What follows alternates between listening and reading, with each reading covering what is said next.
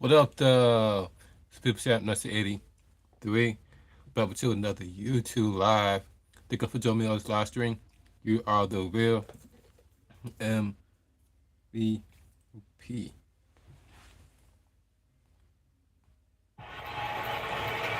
That's right, good enough for yourself, good enough for yourself.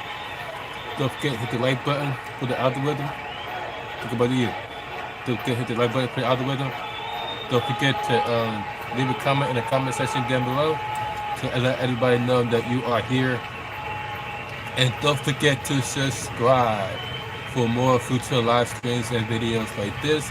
And share this video with your friends and family so they too know that the People Champ 1983 go live on a daily basis. 4 o'clock p.m. Eastern, 1 o'clock West Coast, 4 o'clock p.m. Eastern, 1 o'clock West Coast.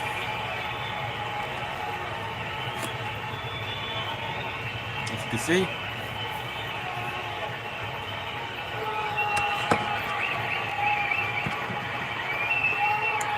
it is 4:10 on a Sunday. I mean, we are 10 minutes away for 4:20 p.m. Eastern Time, 1 o'clock West Coast. So I advise you guys to get ready right now. So in 10 minutes, we're going to have ourselves an S session on a Sunday. We call it the S session Sunday. Yeah, S session Sunday. And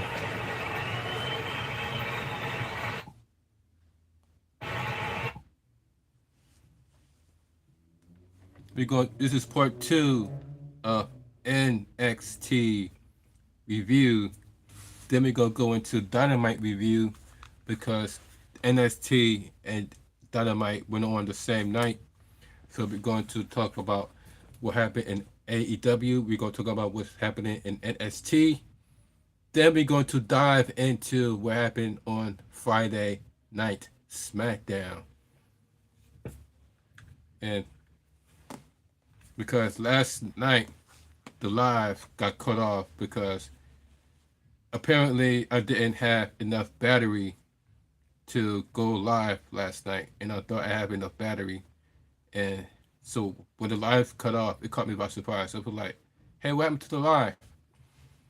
Only to find out that the battery had died. So that's why I went to my other device and text you guys, saying you guys that my live stream has died. And stay tuned for part 2 of NST review, Dynamite review, along with Friday night SmackDown. And then right after I've done this, I'm gonna go right to work for Uber Eats, making the bread for Uber Eats. So, boy, Big Push Up 973, stay busy. So, I'm either doing YouTube or making money off Uber Eats. And once again, guys, if you earn no money, you need money for your bills, and your rent is due this week, I advise you guys to become an Uber Eats driver. You can make money on the same night. All you gotta do is sign up to become an Uber Eats driver. Also put in your driver's license and what type of vehicle you're driving. Either it's no matter if it's an e-bike or a regular vehicle like a car, motorcycle, or even an electric motorcycle or a scooter. As long as is it a motor that gets you from point A to point B and back again, you can become an Uber Eats driver, delivery driver, and make money on the same day. So you will always have money available because the more Uber Eats you do, the more money you make. So keep that in mind.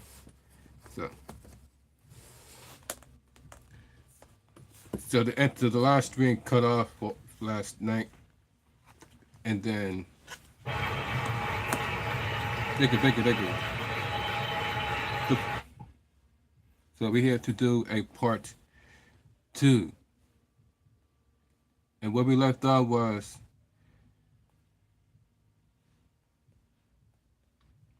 the winner of the hardcore match between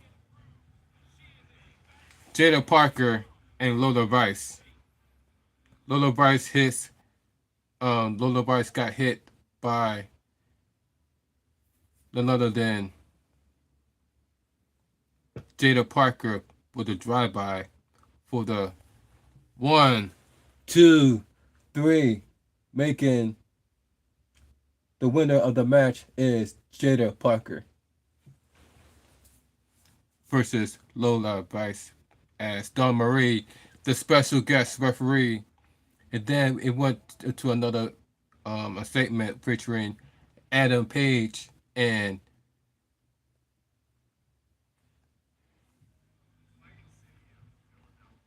Branch Hollins.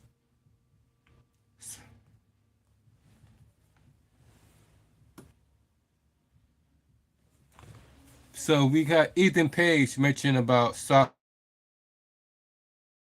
He said,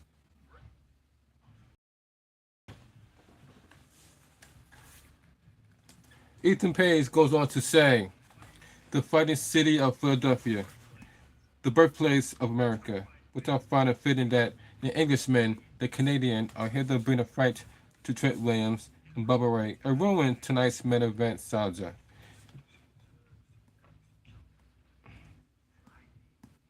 But then you got Rich Hollins. Hold on for a second. What you got to get the visual? But then you got Rich Hollins responds by saying,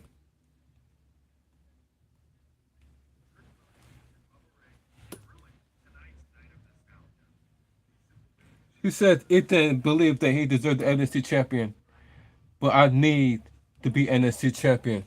So tonight, we got differences aside. And Trick, in the city, standing and deliver, you saw to the highest. But in that dump you call ECW arena, they're gonna drag you down to lowest point in your career. And the page said, we promise, there gonna be no monument, no statues, no fairy tales, and especially no tables. As they stand behind the statue of Rocky Balboa in South Philadelphia. And then it goes right into the next segment featuring Keanu Jordan and Rob Van Dam. Apparently, those two have something in common, and that is they both are very flexible. They both can do the splits, as you can see. Oops. I made a mistake and push the exit button.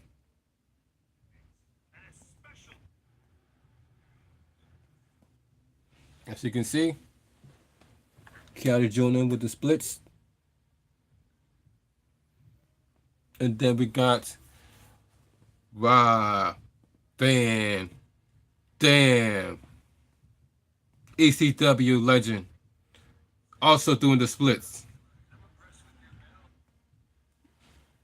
As you can see. So Rob Van Dam says, I'm very impressed. You got tonight, big main event, 10 women tag match. And next week you got your rematch for the title. And they said, yep, I got my North American title. Wait.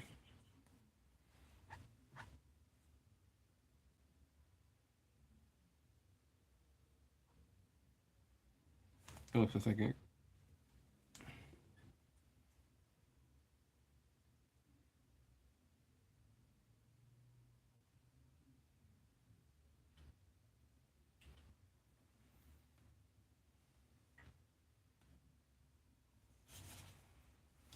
There we go.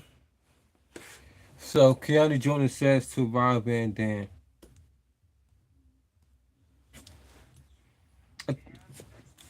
she said next week you got your rematch for the North American title. She said, yes, I got my North American title next week. But it's a really big deal. And then Rob Van Dam says, hey, you want to be a step out. Stand out by being a fellow. It's like, you know what? That's a great idea. That's RBD. Oh yeah, you looking for Edward's office? Is oh yeah, it's that way. I'll see you later. So that was the what's that? And then out of nowhere, hmm, damn.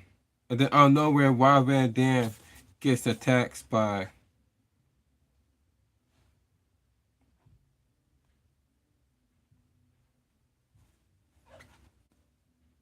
Wesley. Wesley ended up attacking Wild Van Dam with a chair. Talking about some. And then the referee said, "Get him out of here." You see Wild Van Dam laid out, courtesy of Wes Lee. Damn, that's crazy. I wonder what's that all about? Like, I could push the exit button. But look at this. Ryan Van Dam got taken out with a steel chair by Wesley. And for what? That's crazy.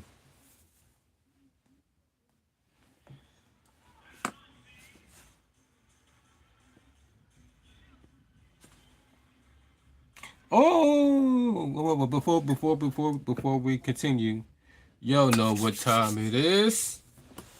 It's time once again for everybody to come aboard the smooth train. Choo choo.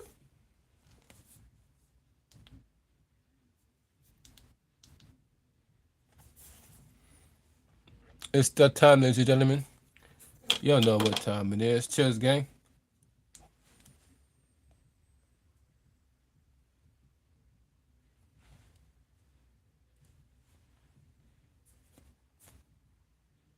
Happy Sunday.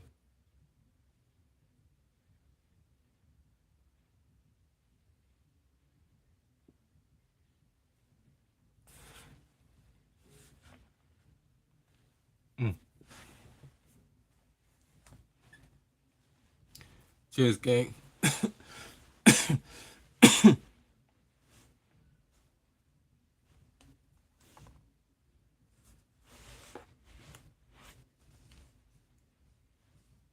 Mm. Mm. Thank you for joining me on this Sunday. You are the real MVP. Could be anywhere else, but you chose to be here. And for that, I thank you guys. Your comments, your views, and your opinion matters to this channel.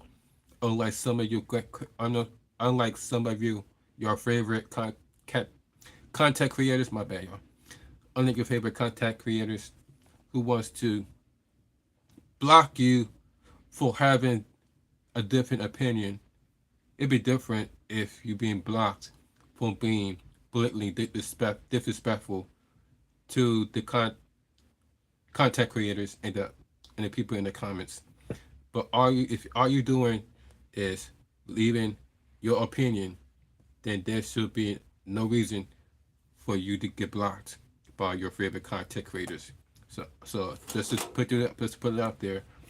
Unlike your favorite content creators, some of your favorite content creators, your opinion, your comments, your views, and your comments, your shares does matter to this channel. So you are the real MVP. Just want to let you guys know.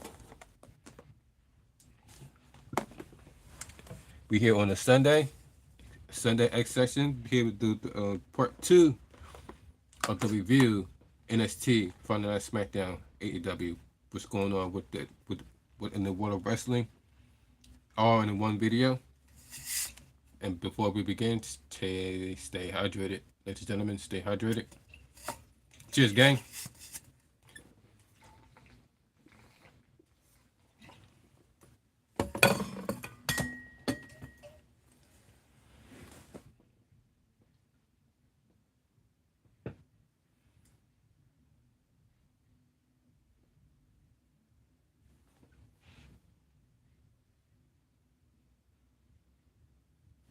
Cheers, gang.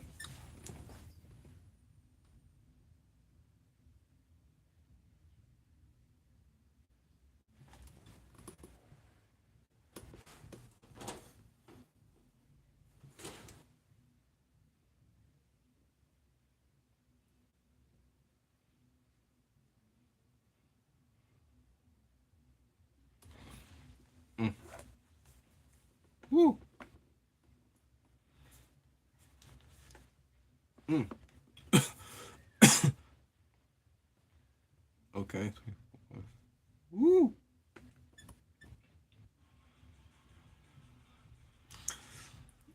Uh,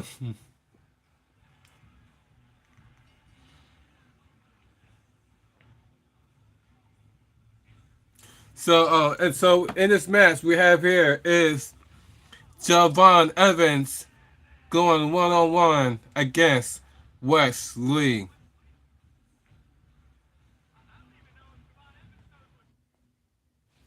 As you can see, Wes Lee going 1-on-1 against Javon Evans.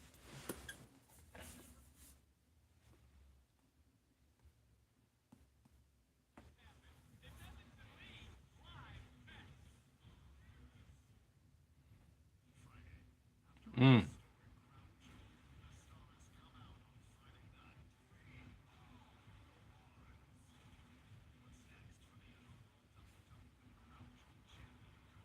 Mm.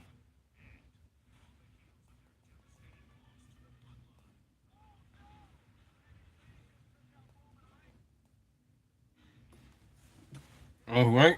So right now, sis, well, and we're going. Well, right now I'm looking at the app. Hey, by the way, in case you didn't know, you can also we watch the replay on the CW Network app by downloading it from either your local Play Store or your local Apple Store. Called the CW app. You can watch all the episodes, latest episode of NST. It drops every week. On the it drops every week the same the day after. So NXT come on the Tuesday. The episode will be on the Wednesday. So if you missed it on the Tuesday, you could catch it on the Wednesday on the app CW Network app. Absolutely free. Only problem is that you gotta deal with ads because apparently anything that's free had ads on it, and everything that's not free that you pay for has no zero ads on it. Zero ads because you are paying for the app. So just let you know you're gonna have ads on it because CW Network is free. So that means anybody could download it from your local Play Store or your local Apple Store. And because it's free, just let you know that it's going to be filled with ads. That's what I'm saying here, waiting for this ads to stop so we can continue the review of the match between Wes Lee versus Javon Evans. Javon Evans talking about some, don't worry, kid, you young, you get there eventually. And it was sold out as that was in the ECW arena in South Philadelphia for the NXT that was completely sold out.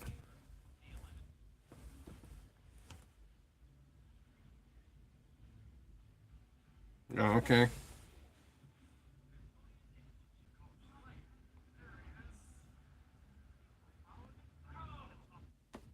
And then backstage was the family earlier today as they made up with Sean Spears. As you can see.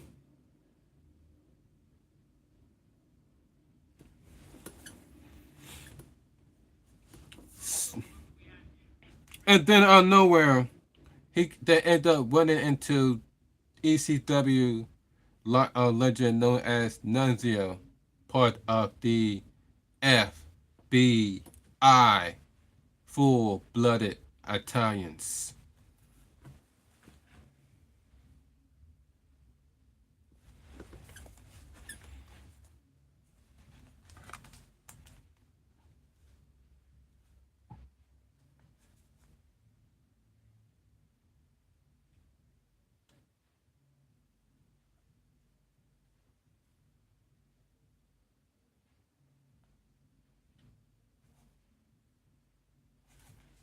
All right. So Nunzio says, and Angela crew, like we family, not a crew, like family crew, whatever. Right now we had to talk to Tony. As a matter, Tony, your phone broken. I know I called you. I left a message. You didn't call me back. Everybody called Nunzio back. And then that's when Tony D'Angelo's like, I don't need much respect. And then he's like, the respect already taken. It's already been felt. And then this guy over here was saying, well, I take upon myself to call Ava and Nunzio, you are face to face against like Kenya Lions. And so like, okay. Because you got a little power now or what? And then Nunzio said, we already got power in South Philly. And now, let me tell you how much power we have. We're going to pay a tax. You know what that tax is, Tony? Tonight, the NXT North American Championship will be defended right here in South Philadelphia versus me. Thanks. And then he's like, so you want to do that? Nunzio's like positive and walked off.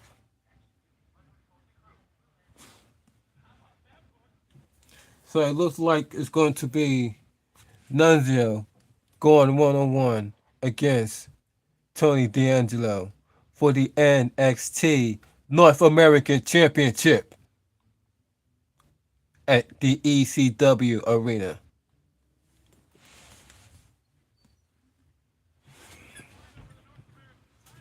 Oh, that's crazy, right? We haven't seen. We're gonna see Nunzio wrestling against Tony D'Angelo, the ECW legend, versus another Italian and the up and coming Italian in NXT for the North American Championship. That's crazy. So in this match we have here is you got Javon Evans going one on one against Wes Lee.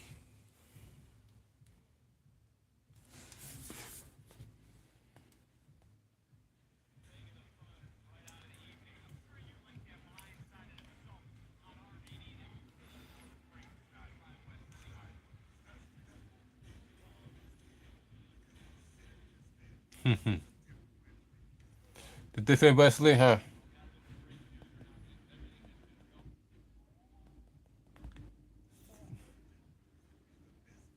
Okay, so it looked like they try to like one up each other. They both, they both are known for being the high flying moves. So that's exactly what they was doing. But they was because they're so athletic and they was able to counter each other's moves one by one. Oh, looking for the color. Wesley almost got colored by um Javon Evans, but then he was managed to block it. And then that's when Javon Evans hit him with the cover schoolboy for the 1-2. And then that's when Wesley kick out by the count of two. Then that's when Javon Evans hit Wesley with a Hurricane, followed by a drop kick right to the face. Wow.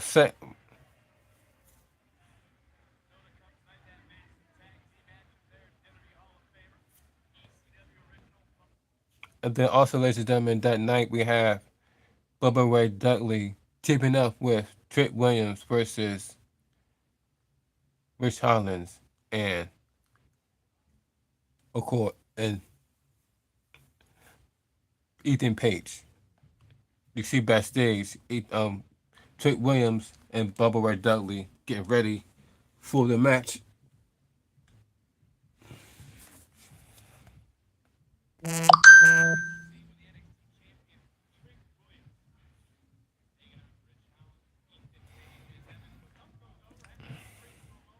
Mm. Now, come on, Wesley, get in there, bro. Wesley throw to Jabbar Evans onto the ring.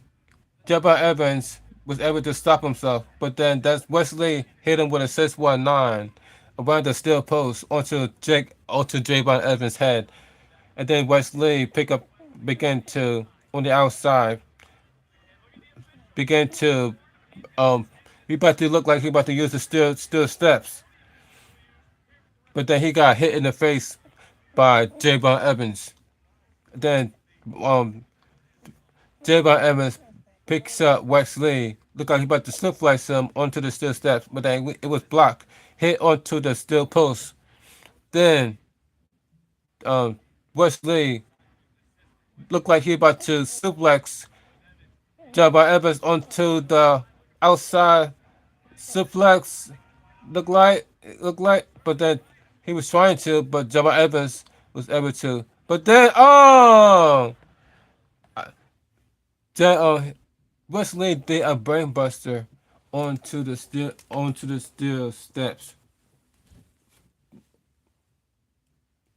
onto Javon Evans. You can see by the look on his face that do not look like it hurt good.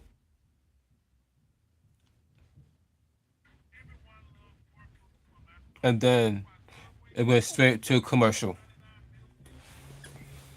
So while we wait till the commercial go back off, aka ads, we're going to take another hit of this. Thank you all for joining me on this live stream. Be all the way MVP. We live, ladies and gentlemen, on a Sunday, November 10th. Cheers, gang.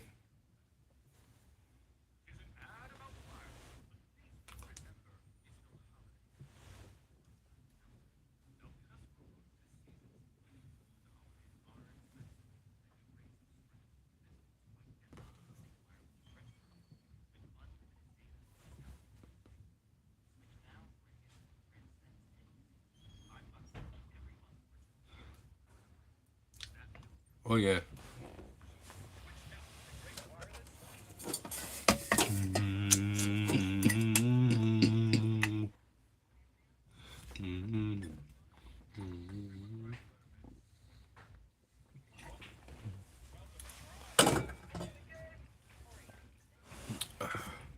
This live stream is being brought to you by this. No, I mean this live stream is being brought to you by Pixel 8A. Google Pixel 8A is coming to is responsible for this live stream. Shout out to Google Pixel 8A for this live stream.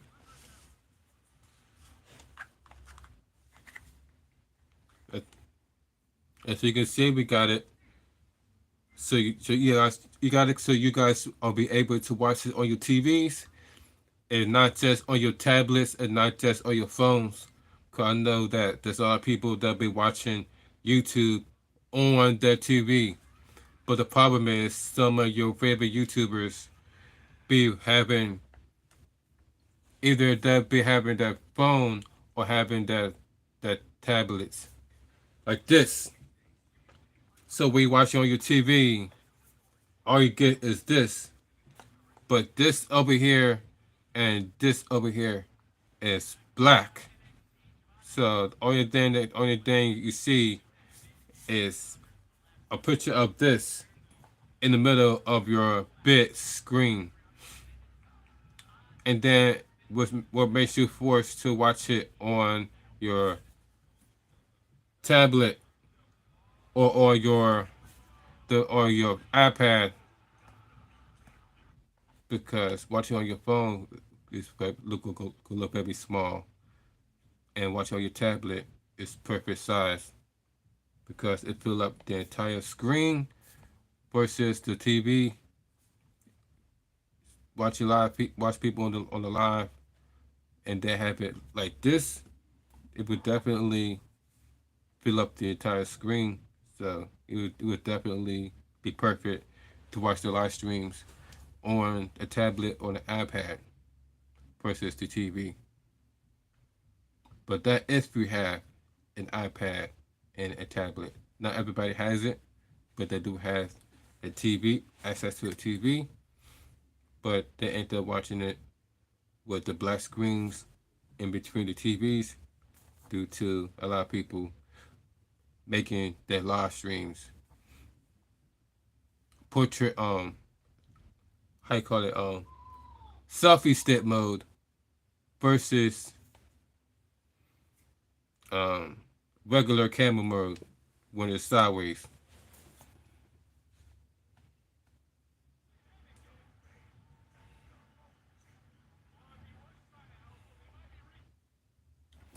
Mm.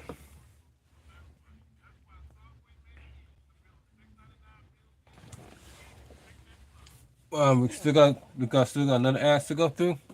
Damn.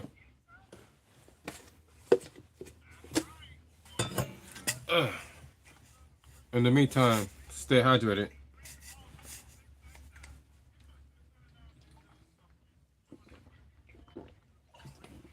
Mm. Mm.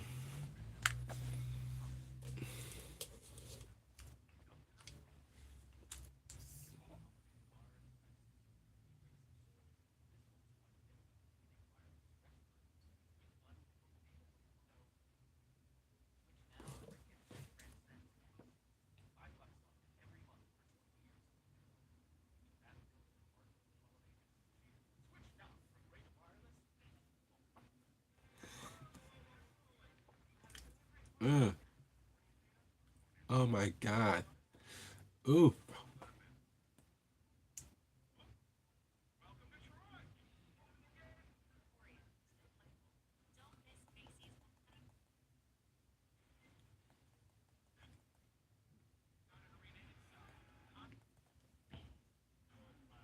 Mm.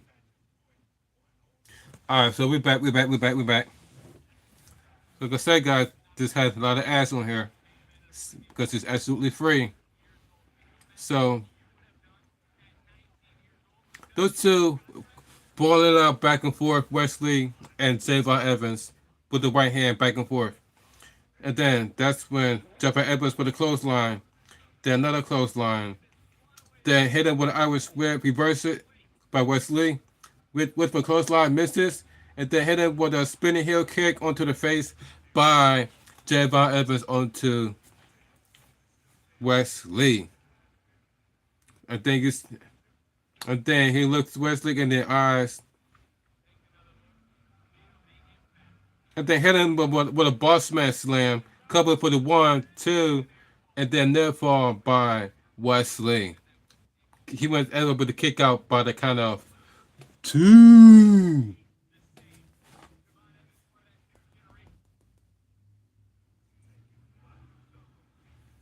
Oh, Wesley went for the backflip. Jumper Evans caught him like a newborn baby, but then Wesley hit, kicked him with a super kick, and then Hurricanrana, and then followed by a backflip, a sensation onto the back of the head of Javon Evans, cover 1, 2, but then still was able to kick out by the count of 2. Booker T was like, that is the first anyone that's ever kicked out of the cardiac kick. And Javon Evans was the first guy that ever kick out of the kick by Wesley.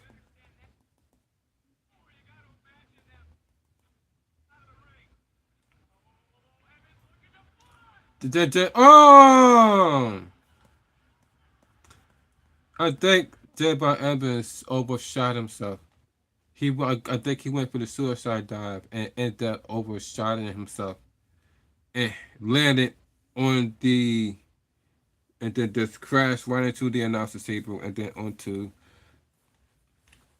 the freaking chair. As you can see, that's a little bit too much airborne. Everybody the fans said, "Holy ish, holy ish, holy ish."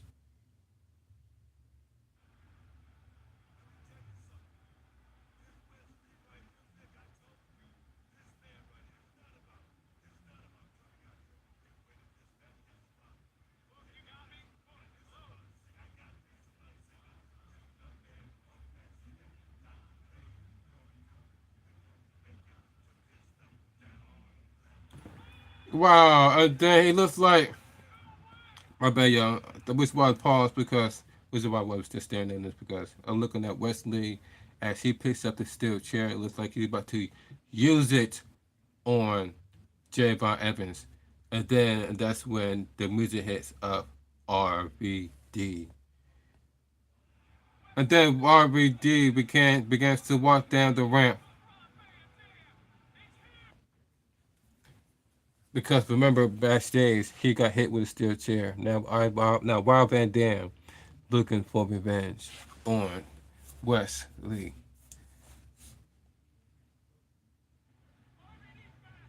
And then Wesley came out with a steel chair. It was like, hey man, you better stay out of this, man. And then that's where he went to look like, oh, Wesley looked like Wesley began to swing the steel chair onto Rob Van Dam. He ducks and ended up hitting the steel post, ricochet over his hands, making his hands bounce off the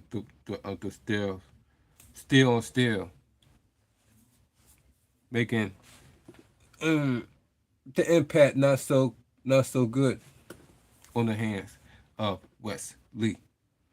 And oh, and then followed by a suicide dive by Javon Evans. This time, Javon Evans make sure he connects with the suicide dive versus the last time.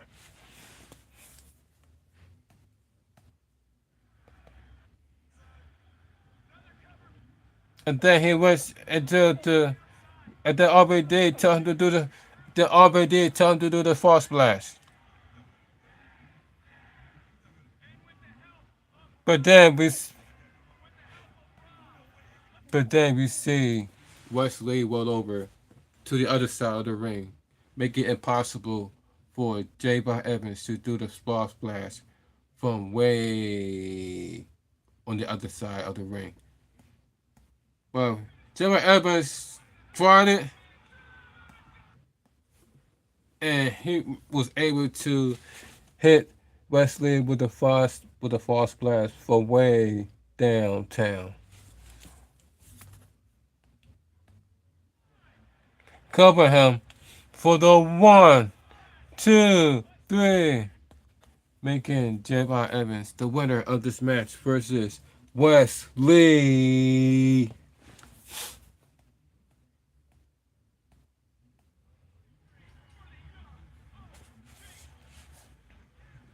Yeah, where's your winner, Javon Evans? Then Rob Van Dam began to roll Wesley out of the ring. And guys, we all should know Rob Van Dam should know anything about rolling. It is Rob Van Dam. the one of the things he loves to do is rolling, rolling, rolling. If you guys know what I mean. He loves to roll, roll, roll. If you know what I mean.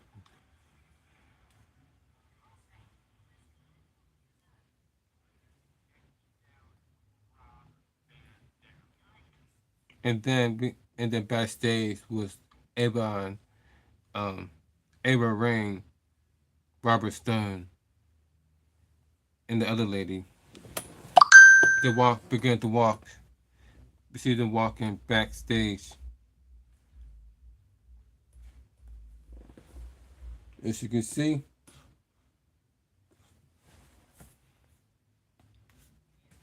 she said much could have. She said,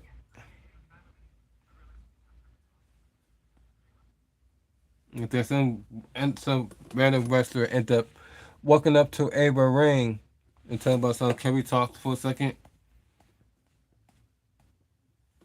She said, "Listen, Eddie, I love to, but I gotta go. I gotta get to the ring, all right?" It's like, look, let's try now. Look, I know, I promise now. We can talk, but not right now.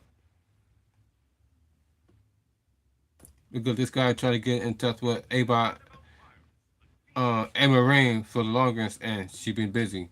So,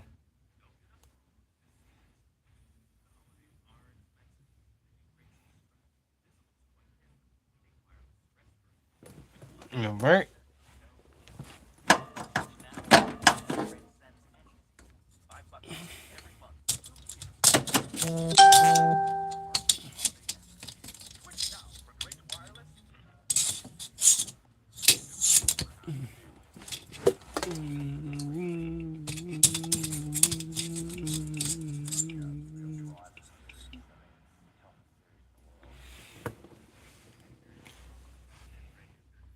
February Jim Jam. Oh yeah. Man, think I got me good with another ad. So while we wait, thank you for joining me on this live stream. Your other real MVP. Cheers, gang.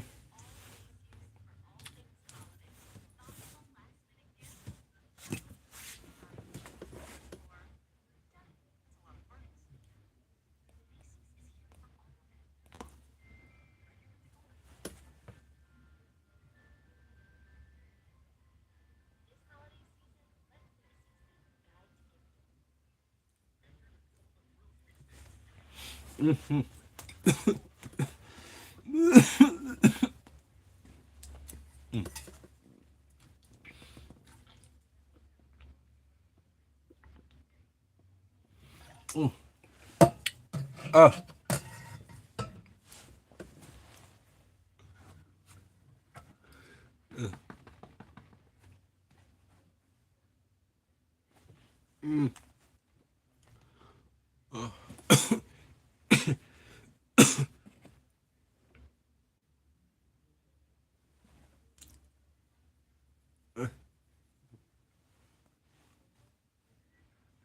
I'm about to say, what the fuck?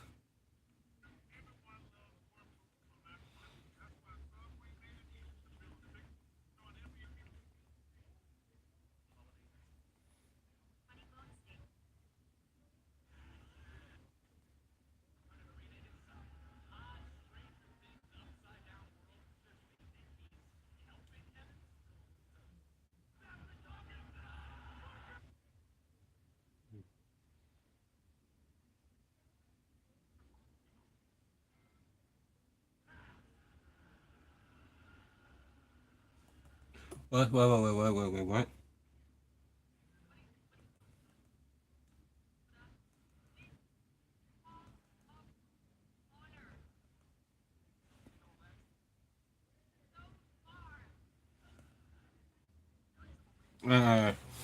So there we go. So NXT, we're back on the air. We're back on the air with Robert Stone and the lady, and also with Ava Rain. So,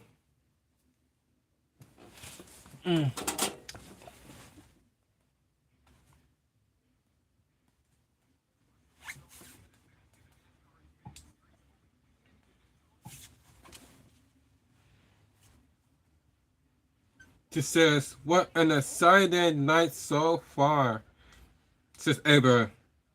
Then she says, "NX, this brand is such an honor for NXT to be held in such an historic arena, and the electricity in here is undeniable."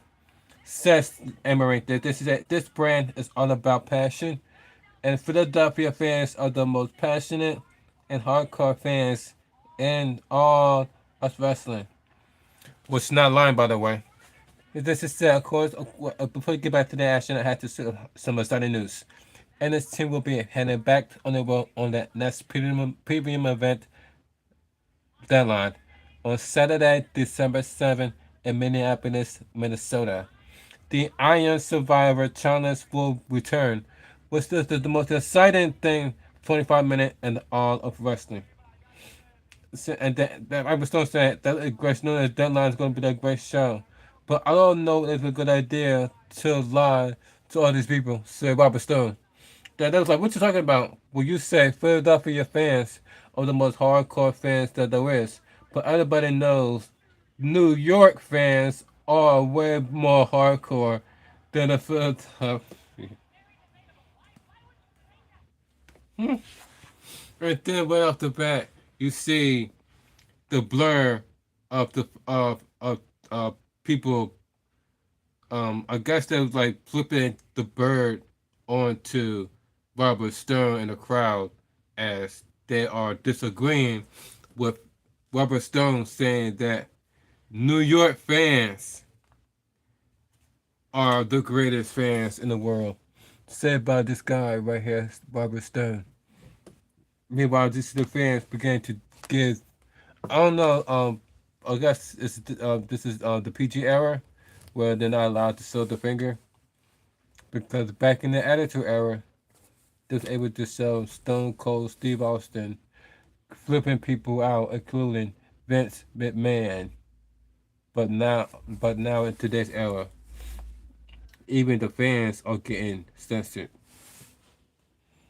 in this PG era. Robert Stone says, hey, to be very honest with you, hear me out. To be hurts. I mean, Boston fans are more hardcore than Philadelphia fans. Now she's saying that Boston are more hardcore fans, are more hardcore than Philadelphia. They say, in the good days of ECW, I get it. You people want to talk of the town. But just like the Phillies, and just like the Eagles, the time has passed. And then the light just went out. The light just came. Oh, shit.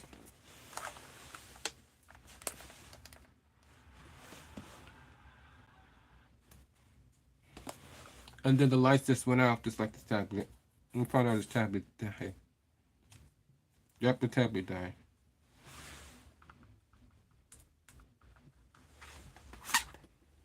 Mm. We're gonna check. We're gonna let this charge up. And continue. So the lights went out. And then, as you can see, here I know where a pair is. And the ECW legend known as Rhino. Oh, shit. The one else. They said you're gonna put a little to build something. Everybody, and then I know where Rhino just scored Robert Stone. Robert just scored Robert Stone out of his boots. There we go. Just gotta think about the appearance of Rhino at the ECW arena, goring Robert Stone out of his boots for running his mouth about ECW.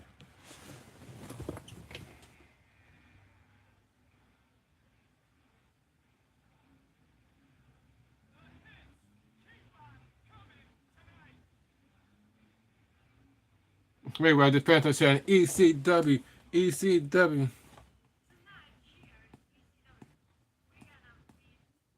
What you gotta think about the appearance of Rhino on to ECW?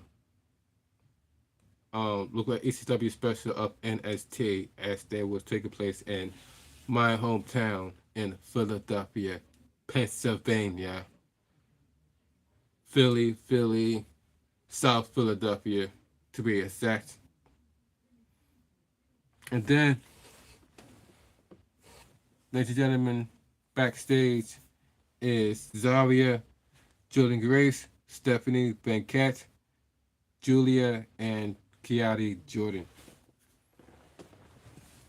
Look at that. Of course, in the center of it all is, of course, my favorite is Stephanie Banquette. Let me guys know which one's your favorite. Mine is Stephanie Banquette. As you guys can see, do I need to explain? Do I need to explain how she is my favorite out of all of them?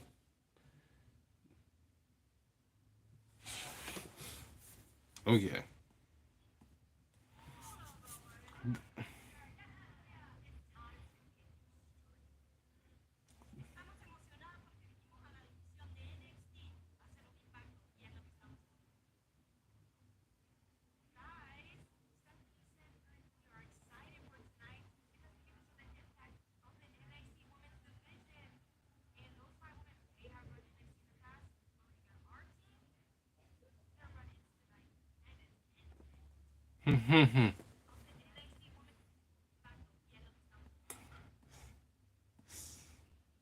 So Keanu Jordan was able to translate what Stephanie Banquette was saying, and that is Stephanie said that her and Junior are excited for tonight because they get to show the impact of the NXT Women's Division. And most of the women have been winners in the team in the past. What against our team? the one ends take tonight, and there's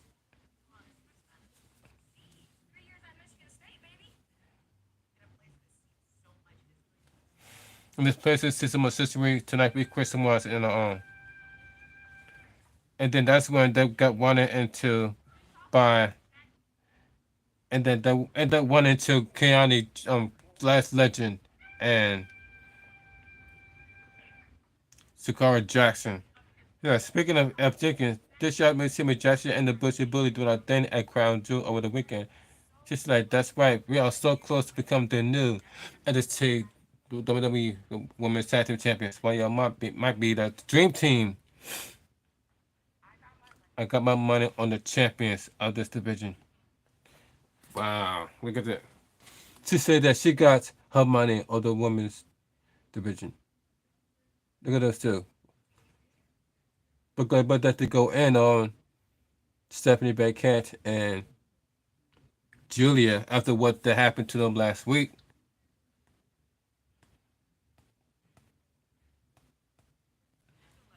She was like, good luck, ladies, because y'all gonna need it. And then walked off. Wow. And then that's when Stephanie Beckett says, let's show them. And then that's when Julia says, all right, I got you.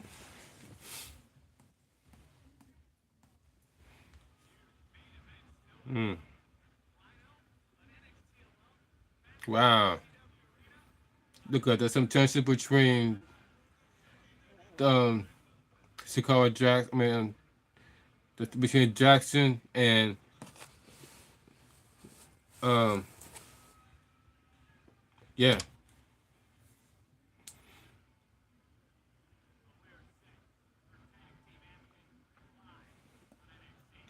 So then the next match it is for the tag team champion. It's a tag team match scheduled for World War Fall. Introducing first the team of All Legal, Ethan Pace, and Rich Hollins. As they go 2-on-2 against Trent Williams and Bubba Ray Dudley.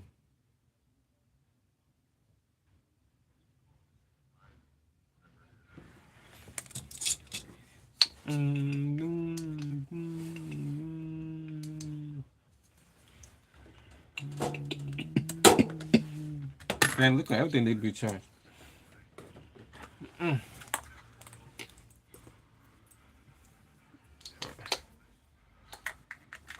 on for a second, ladies and gentlemen. So I get the lights back on.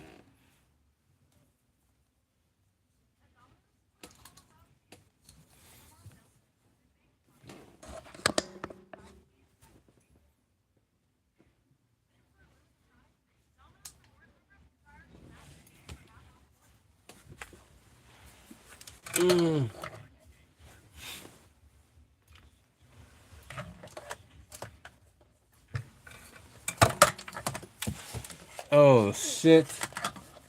Oh shit. Oh shit. Shit.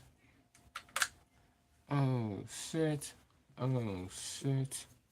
Shit. Oh shit. Oh shit.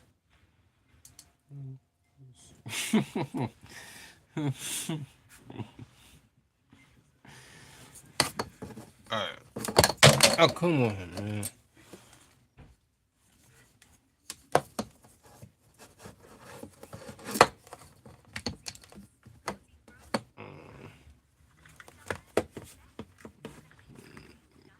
There we go. We back. Boom, boom. Got the lighting back on. Because the lighting was about to die. But now I got the lighting plugged into the charger. So now it's charging up. As you can see, it's also pass-through charging. That means that it can charge and while being on. It could be on while it's charging. So that's what I meant when I said pass-through charging. Just who's that? All right. Cheers, gang.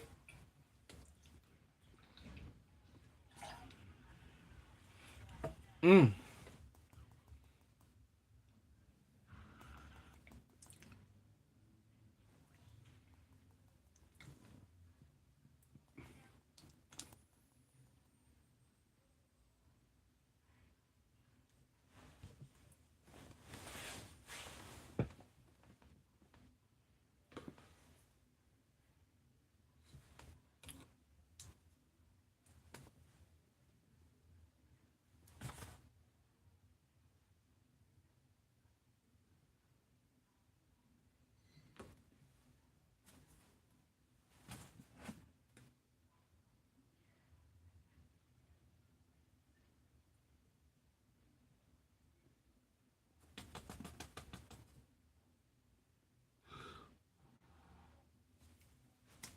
Mm. The hell?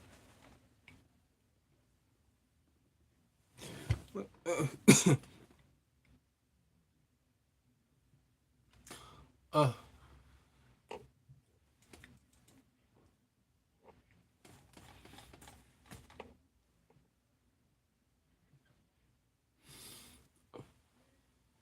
uh, oh, that was a good, powerful hit, man. Mm.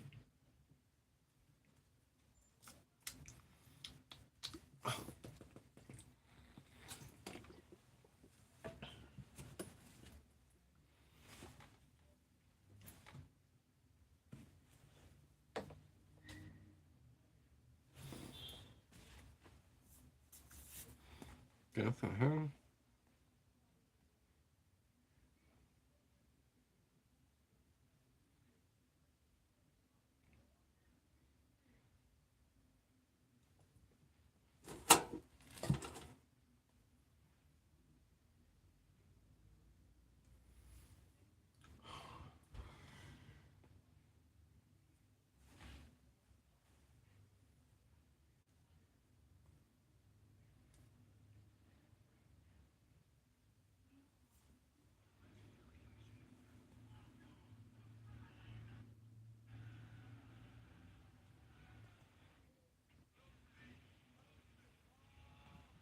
Okay, there we go. We back. We back. We back. So then we see Bubba Ray Dudley and Bubba Ray Dudley along with Fit Williams walking down the ramp, and then we see Bubba Ray Dudley give Booker T an extra Dudley glasses as he began to give it to Booker T, and Booker T was like, "Oh, it's gonna happen. It's gonna."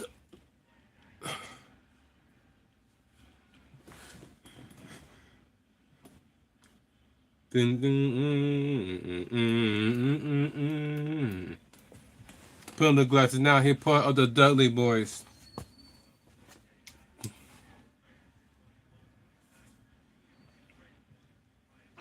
He said Bubba Ray Dudley with the classic tie dye, classic ECW tie dye wrestling gear. He got the 3D boots.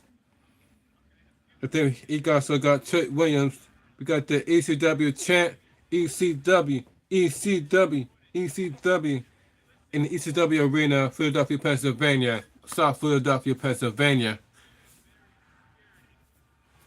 As they go on against Rich Hollins, and Ethan Page.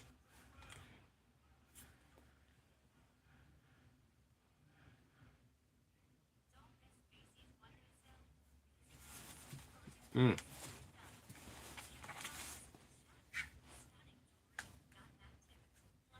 That's hope thinking, guys.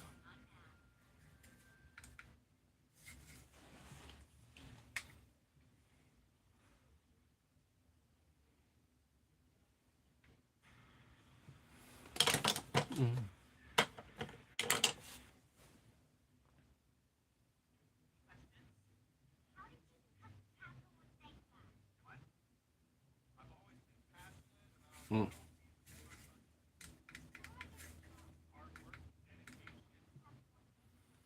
Oh, by the way, this is called while we wait on the ad to stop. This is called Tangy Banana. This is called Tangy Banana. Check out the review I did on this channel. After you're done watching this live stream, check out the review called Tangy Banana. This is what it's called. It's diamonds. It's very tasty, very delicious. It's definitely it is sativa.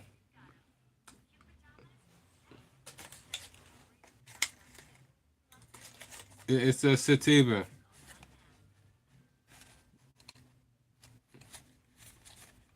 Take out the box. Go check it out on my review on Tangy Banana.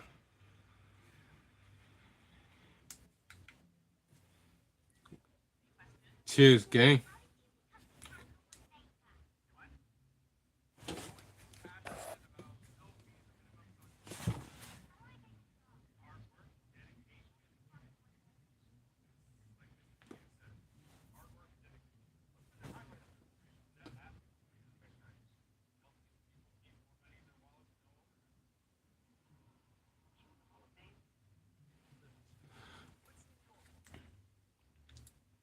Uh.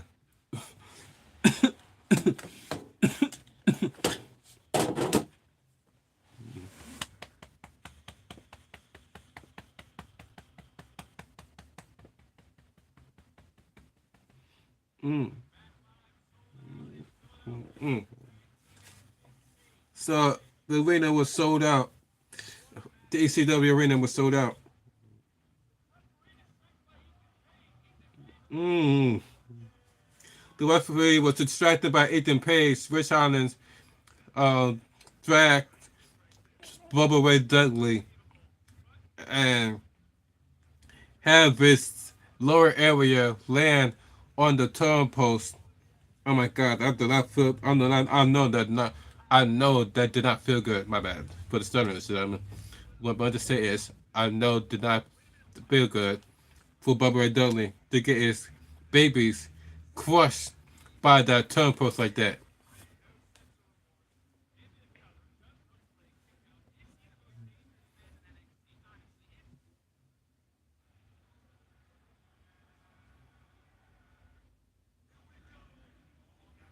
All right.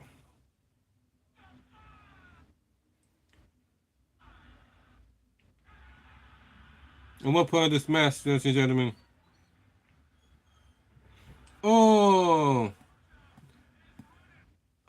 they did the bye bye Bubba Ray Dudley onto Ethan Page, courtesy of um Trent Williams. He did the headbutt onto Ethan Page, while Bubba Ray Dudley did a.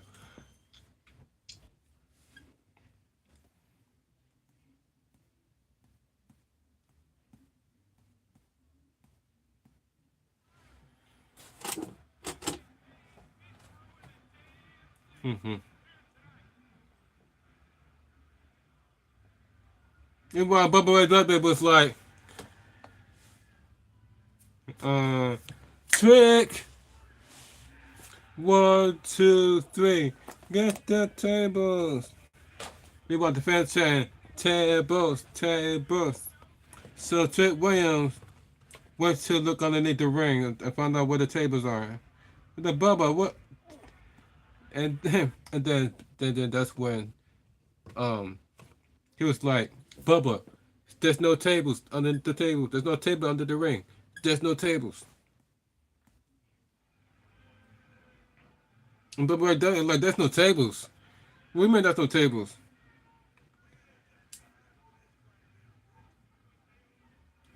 We can say that we ain't got time for this right now, right?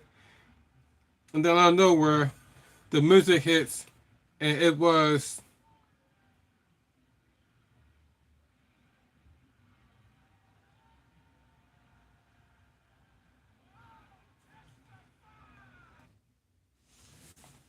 Devon Dudley.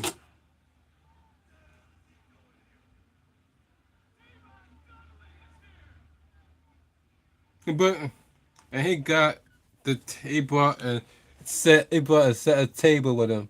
Meanwhile, Booker T was like, "The hell is he doing here? The hell he's doing here?" After he was just being, and he gave like, but after he was like given the glasses by Bubba Ray Dudley, he was like, "The hell Devon doing here? What the hell Devon doing here, man? What the hell, Vic?" So they both brought our help. So we got here's the Booker T like, "Get off me, Vic." Damn, that's fun. That's funny how he was like all friends with Bubba Ray Dudley, but as soon as we come to Devon, like the hell is he doing here? Man, don't touch me, Rick. Now he all upset. The, uh, like don't touch me, Rick. I don't think this fair, Vic.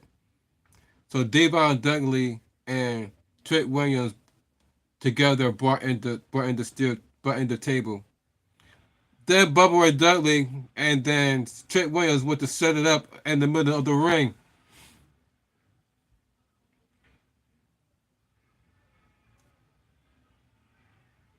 And then grabbed Ethan Page. Yeah, Booker T is like, is this necessary? And then they began to look like both powerbomb him on through the table.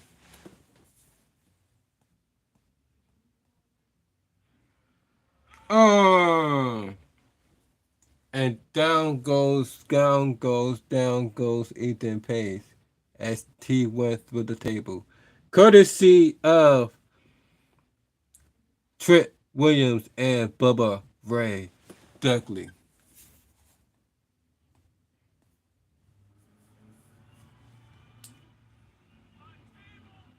A table for one in Philadelphia for Ethan Page.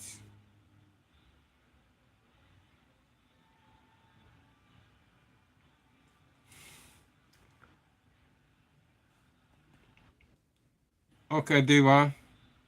Devon went to give an extra glasses and he gave it to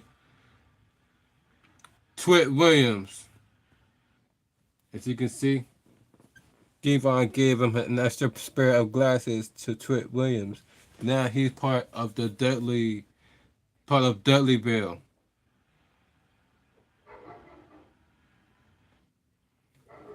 As Bubba Ray and Twit Williams pick up the victory against um, Rich Hollins and Ethan Page.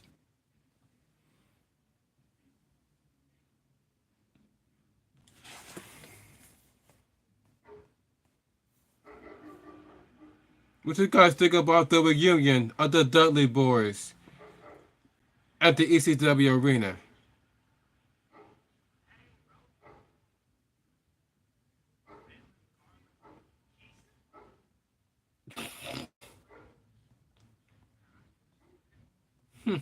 Down something backstage was Darton, okay, Dickton, Lennox, and Ashante that was both backstage. As you can see, so there was like I guess talking about the girls.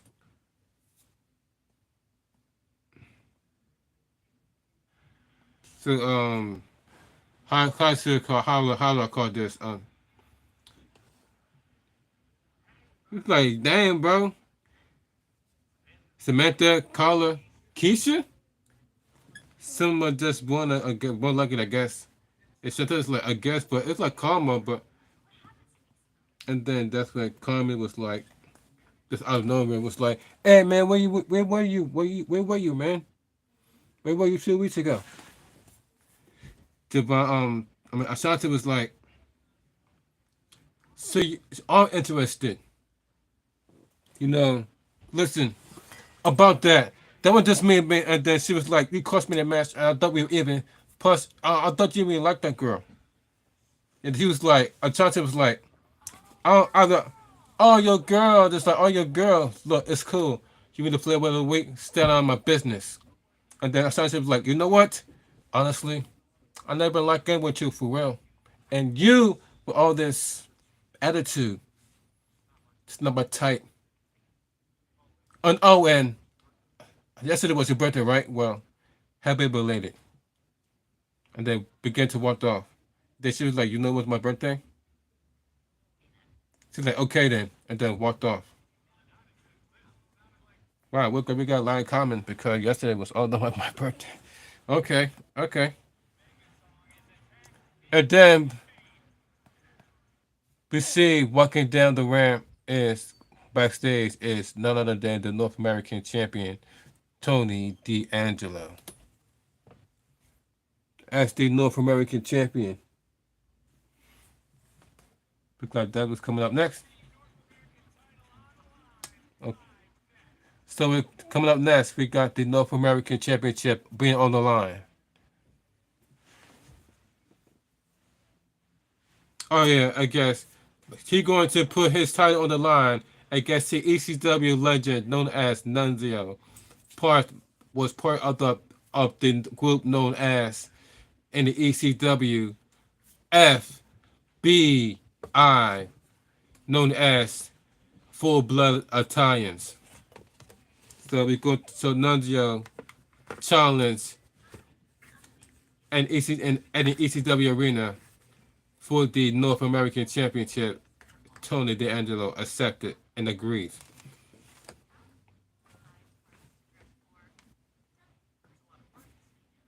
They go for join me on this Sunday night. I mean on the Sunday afternoon. You guys are the real MVP.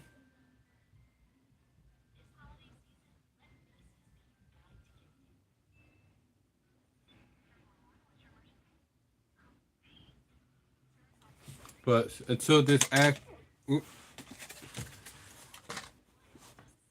until we continue, we're going to take another hit. Grab whatever it is that you got. No matter if it's you got something rolled up, or you got something packed, or you got a bowl, or you got the bong, or if you got yourself a wait. Here you go. If you got yourself a stizzy, plug and play, puff cold, or you got yourself a grabbly bong, whatever that you got, your gummies, don't matter. Grab it, and we about to take another hit of this. Cheers, gang.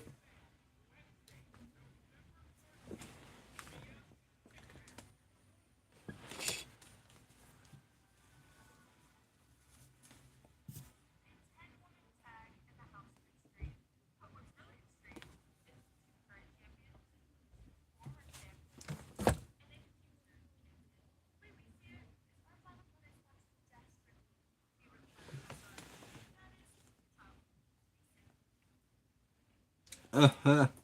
Uh, mm, uh.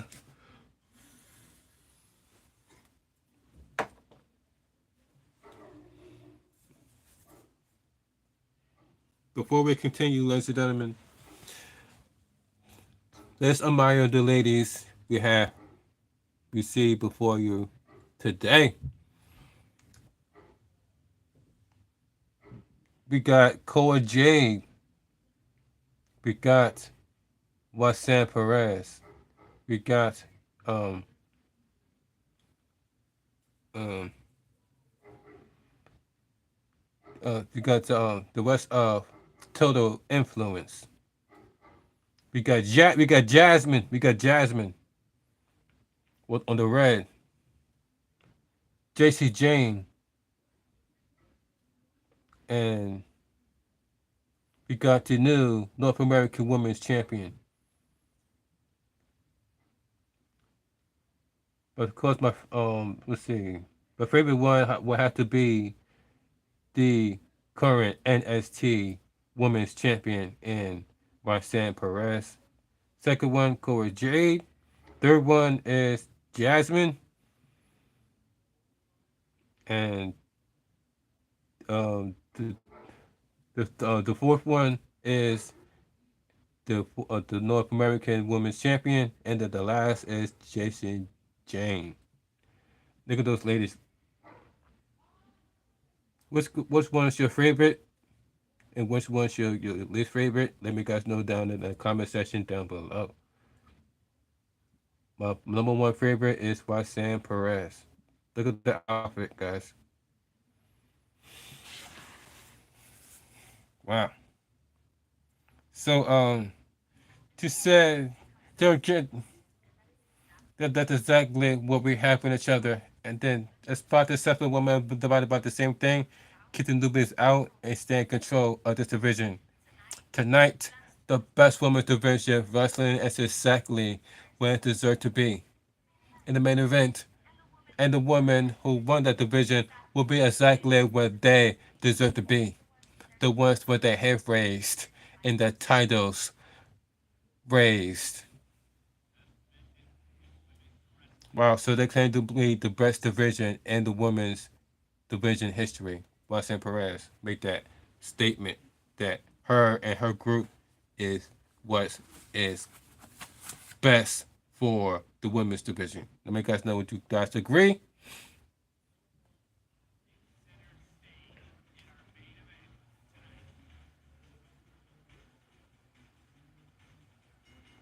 Right.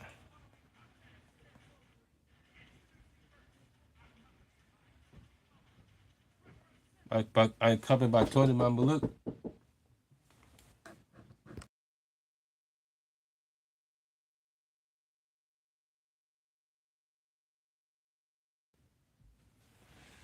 Big company by Tony Mamaluk is Nunzio.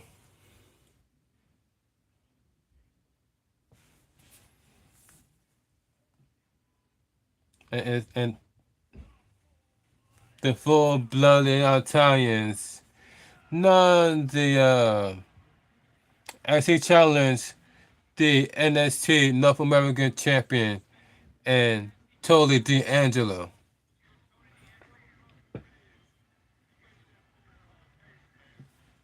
As he as he as you can see, he comes through with the Godfather theme.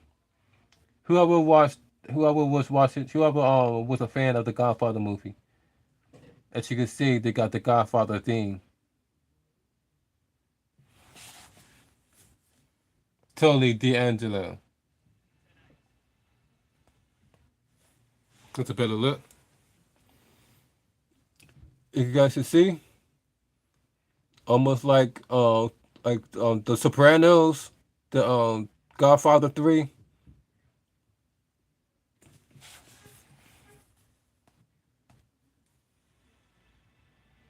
As the family walks him down the ramp, as he defends his championship known as Tony D'Angelo.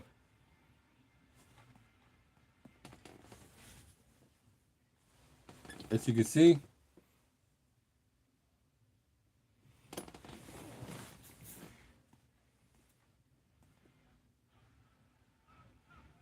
being accompanied by the family.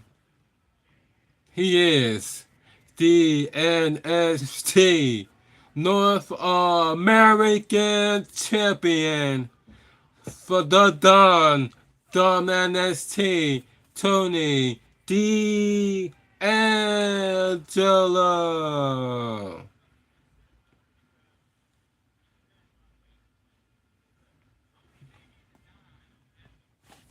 As you can see, the championship was on the line.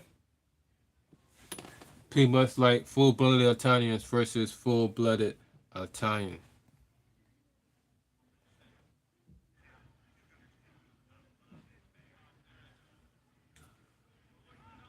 Mmm. And then out of nowhere, that's when Nunzio hit him from behind.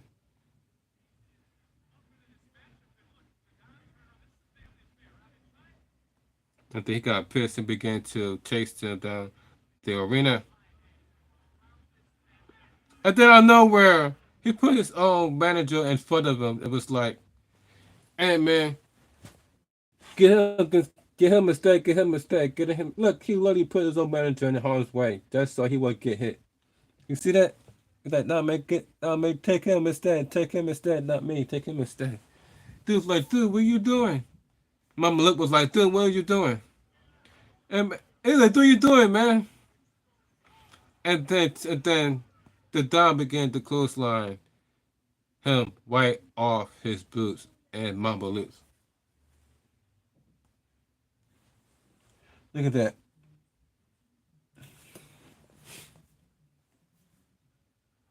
And then Nunzio from behind with the Nunzio with the sleeper, but the Don was thrown right into Mama Luke's.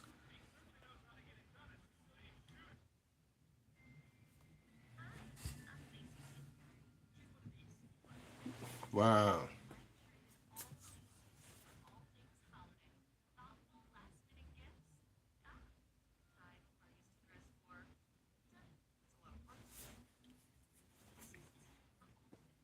Mm.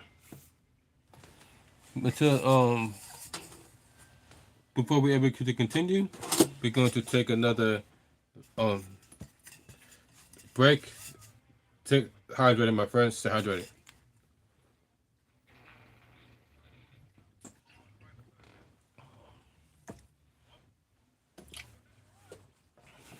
By the way, this is the lotion that I use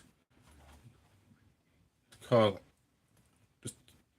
Do you see the lotion that I use called Axel Dark Temptation? This is the lotion that I use to keep my skin hydrated and smelling good at the same time.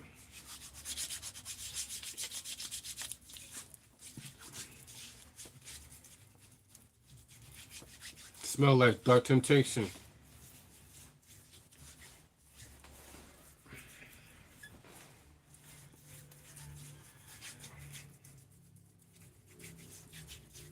Anything every area.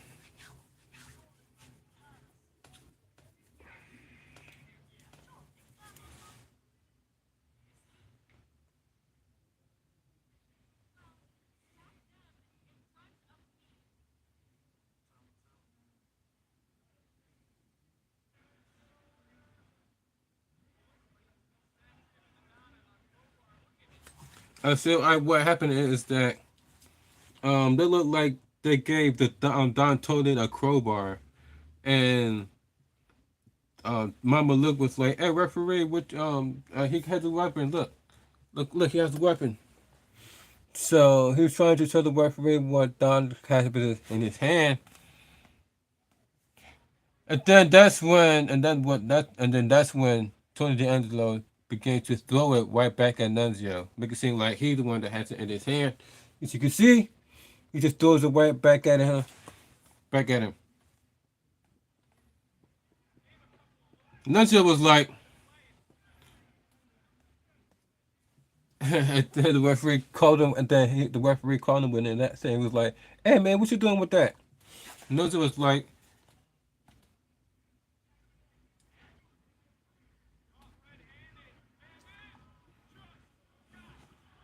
and then he had to get implanted by none other than Tony D'Angelo, as you can see. Did this?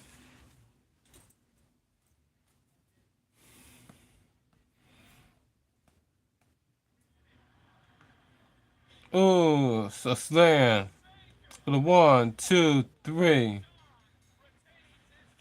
to retain his North American Championship. Here is your winner, and still the NXT North American Champion, the Don of the NXT, Tony D'Angelo.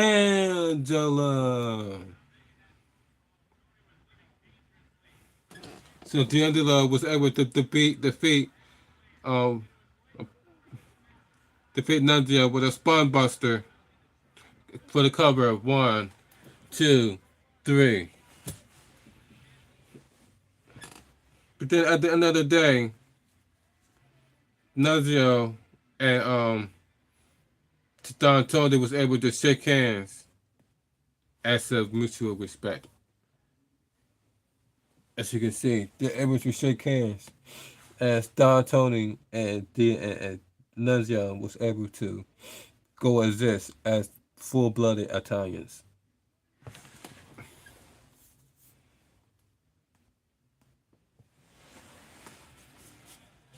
It's like good to see the families coming back together as the and united as Tony D'Angelo remains the NXT North American champion. Don't forget, ladies and gentlemen, hit the like button for the algorithm, hit the subscribe button, and don't forget to leave a comment.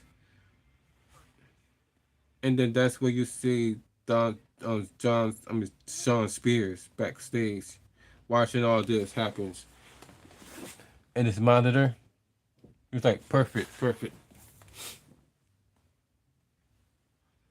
Perfect, what do you mean? And Brooks answered, like, that's exactly what I want him to. You hungry? Like, yeah, I'm hungry. I'm so feeling Italian. That's Wake in Orlando. So Brooks section, and also, he was like, okay, I got you. I wonder what that means. And then that show last Tuesday, Lexus King and Winnie Wiggle having this backstage talk about him losing to his son, known as um,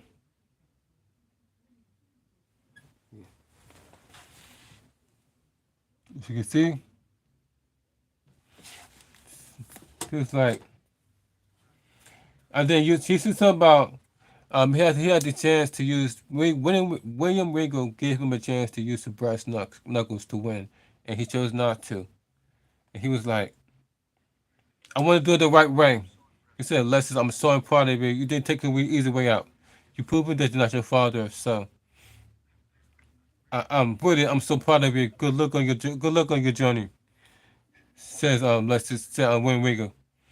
And he like take care, and then it's like that's and then that's where his son's like try old man.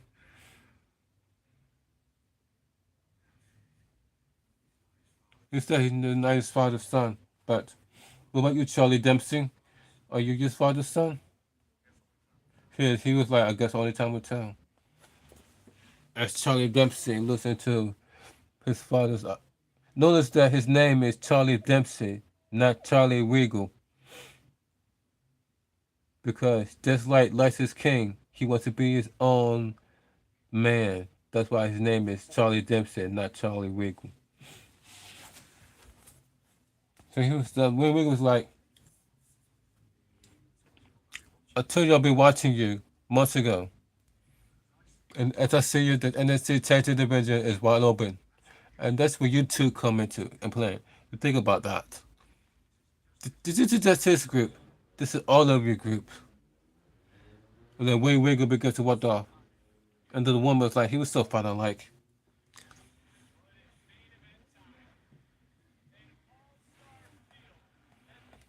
And then, ladies and gentlemen, it's time for your main event of the evening for NXT.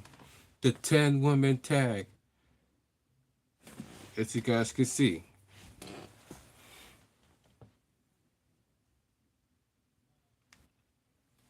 Taking place in the ECW arena.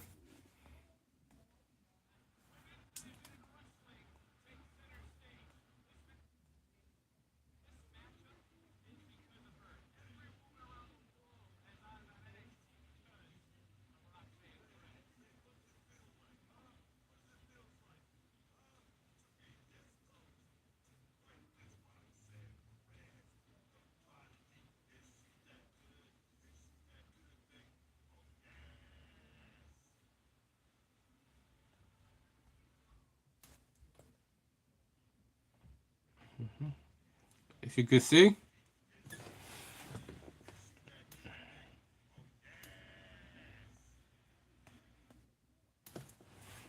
we got Total Infusion along with Total Influence along with Weston Perez and Jay Corey. There we go. As they go against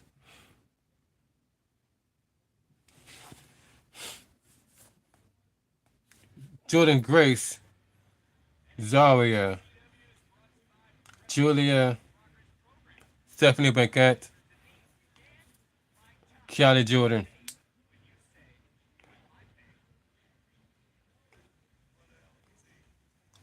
5 versus 5. 5 versus 5.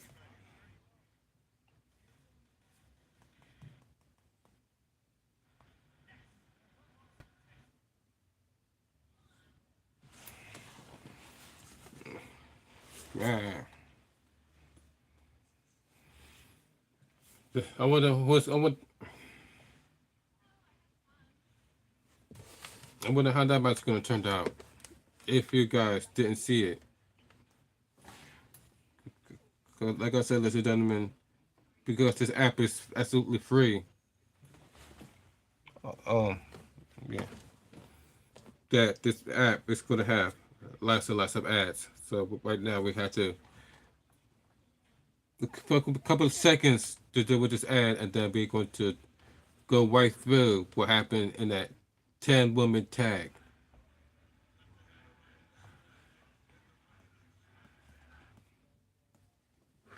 As the friends are chatting, women's wrestling, women's wrestling, women's wrestling.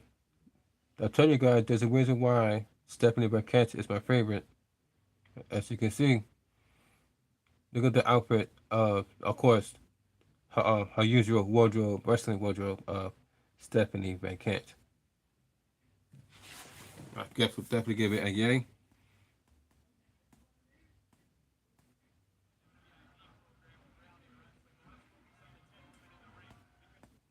And then here's the rest of the ladies.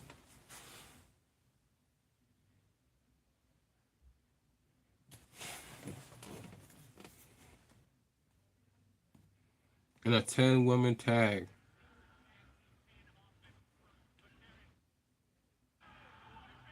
Oh, at what point we see Corey J end up doing a freaking backdrop onto, not Corey J, but Kiana Jordan do like a backdrop onto the ladies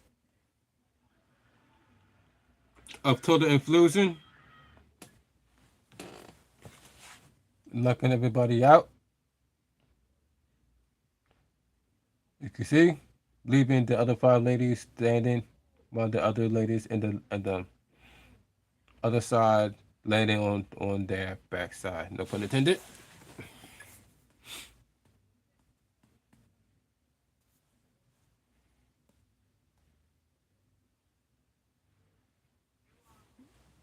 Mm, okay, okay.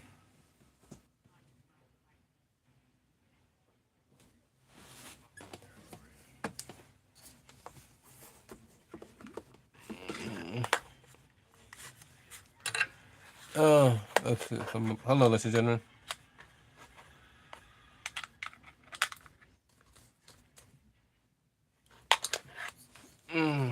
Get this next set up.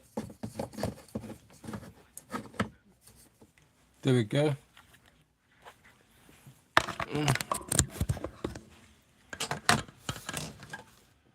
There we go. Therefore, this battery charger is able to charge up the phone. Cause it's about to be on 20. It's about to be on 20%.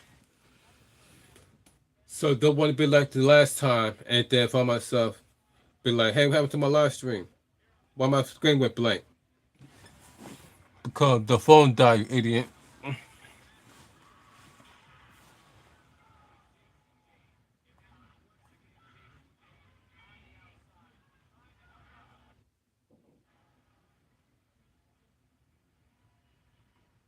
Ooh.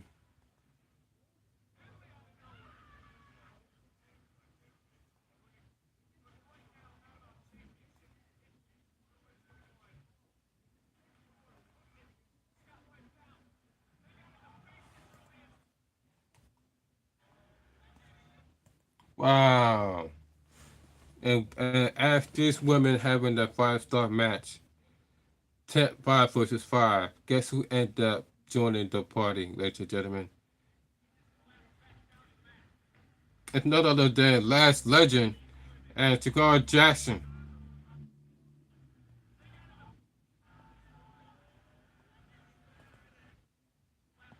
I'm like, what the hell?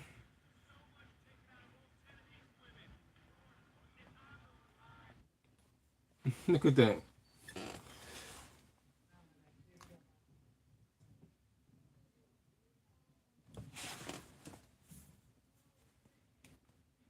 So they end up walking down the ramp,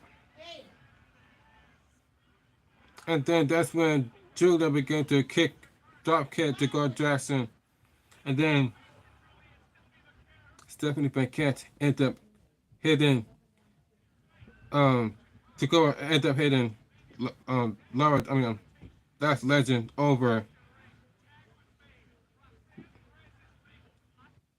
with leads Roxanne Perez, and the legal superstar became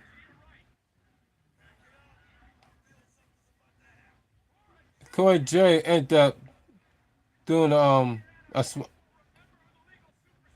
doing a swanton bomb onto the crowd. Marcel Perez throws in Zarya,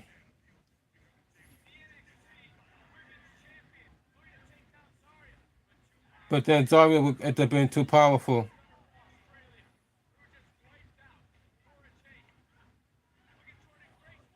Mm.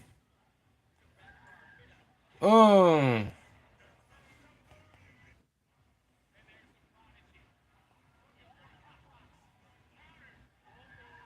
but Zarya ended up spearing Jordan Grace instead of spearing um Marcel Perez.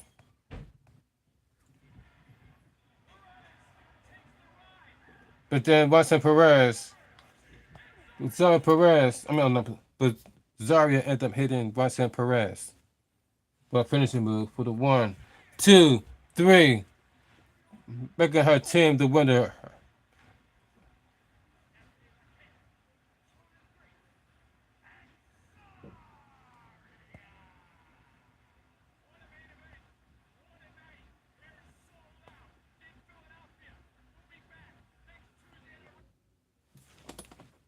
So the team of Zarya, Stephanie Van Kant, Jordan Grace, and Kiana Jordan, the winner of the 5-on-5 women's tag team match. I mean, yeah, 5-on-5 match, and that was the end of NXT. We're just gonna think about the episode of NXT. Would you gotta give it a yay or a nay? Due to the fact that the women once again main event NXT that took place in ECW Arena. 5-on-5.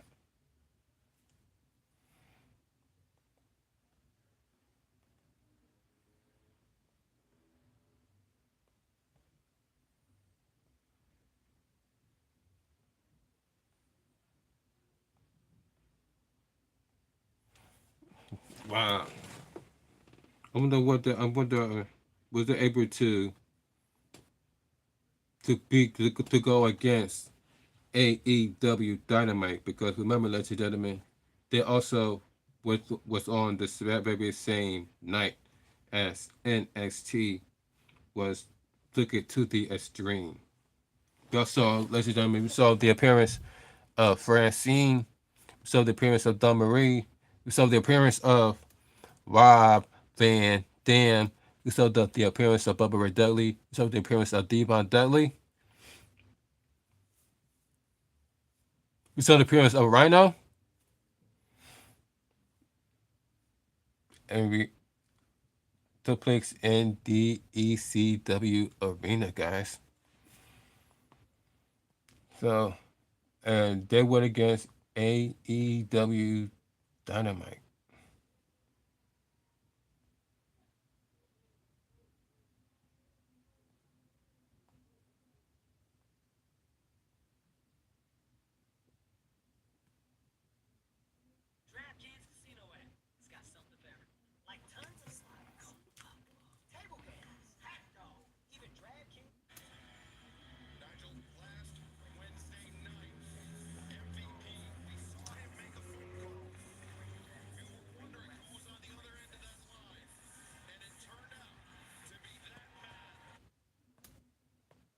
Yes, and that's about me. In case you didn't notice, that Shelton Benjamin and Bobby Lashley had made an appearance at AEW Dynamite. So that's right, ladies and gentlemen. Ladies and gentlemen, it's official. Bobby Lashley and Shelton Benjamin is all elite. As you see, they're coming down in a suit along with MVP. But instead of calling the Hurt Business, they're known as the Hurt Senate or something like that. Her Syndicate? Oh, the Hurt Syndicate. Because remember, ladies and gentlemen, the Hurt Business has been trademarked by WWE. And that's the one thing that you have to deal with when it comes to the wrestling industry is trademarking your wrestling name before the wrestling company does, because it will allow you to use it at any wrestling event, any wrestling company under that name, versus you let the company trademark that name, that you can only use it with that company. That's why it's always good to trademark your name so you are able to use it anywhere, any wrestling company, like Kurt Angle, like like Kurt Angle did, like Hulk Hogan did, like Diamond Page did, and so forth and so forth and so forth.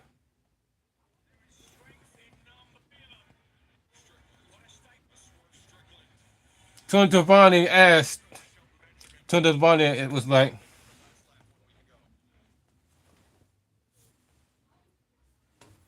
so Tony Giovanni asked um, MVP.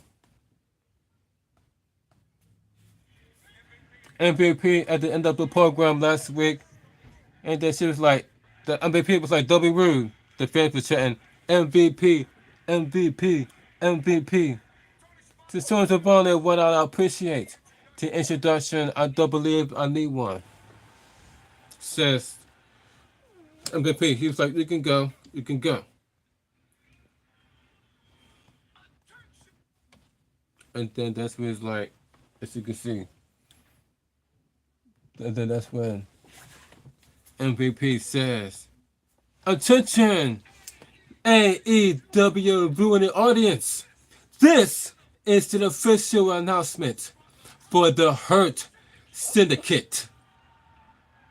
Because it's been trademarked by WWE. This. My name is Marcel by Porter. You guys know me as MVP. I am joined tonight by my business partners, my colleagues, my brothers in arms. The standard of excellence, Mr. Shelton Benjamin.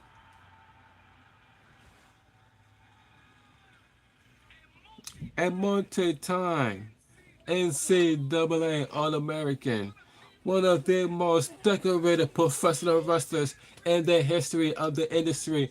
And as you can see over the past week, one of the most fearsome competitors to stand in this ring. She says about something, Benjamin. This is girl, Shelton Benjamin. Looking like Men in Black. She said something, Benjamin, look like Men in Black. And to my right, made by the Fred chatting Bobby. To my right stands a multi-time Khalees Avatar champion, a man with a mixed martial arts fighting record of 19-0.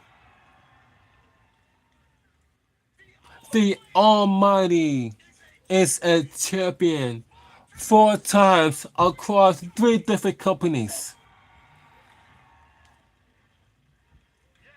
Yes, this is the Almighty Bobby Lashley.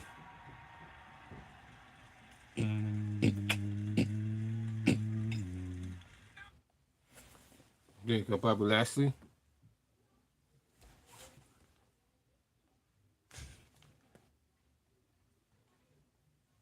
There you go, Bobby Lashley.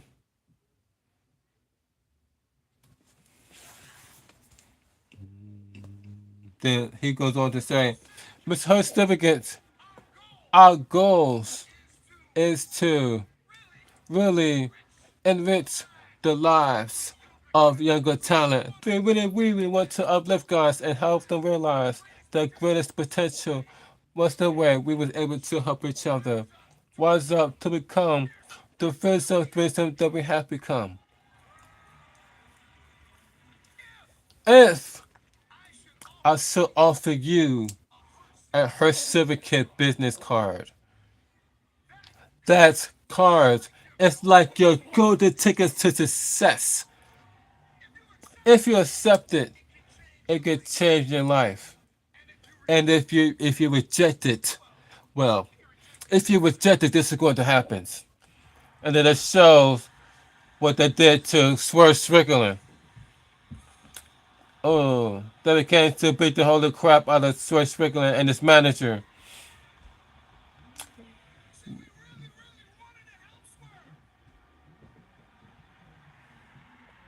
Left, beat the holy crap out of Swerve Strickland, leaving him passed out in the middle of the ring. As you can see, Bobby Lashley leaving the so-called world's dangerous man, and Swerve Strickland passed out in the middle of the ring by the hands of Bobby Lashley. They say you really wanted to help Swerve. We wanted to elevate Swerve. We didn't want to make an enemy of Swerve, but Swerve wanted to make an enemy of us. And then wow. And then the music hits. Whose house?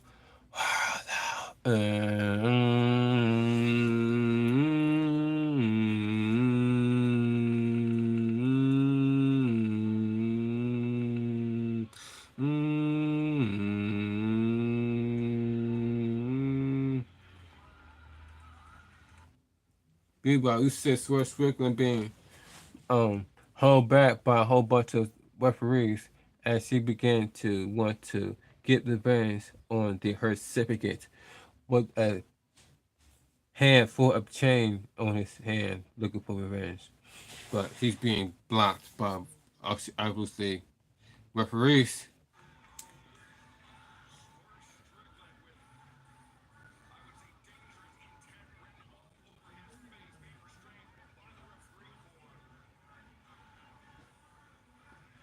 You know what? The Her certificate's like this.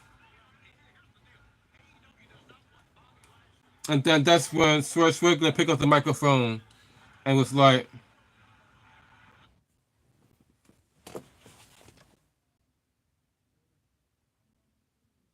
look at the look, look at the he is so mad. You can tell how mad he is after getting jumped and left by Bobby Lashley. So Swerve Strickland says,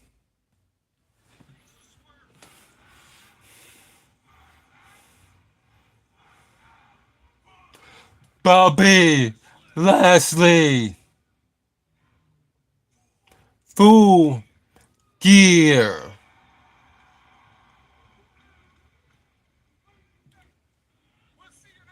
And then they was like, we see you there, kid.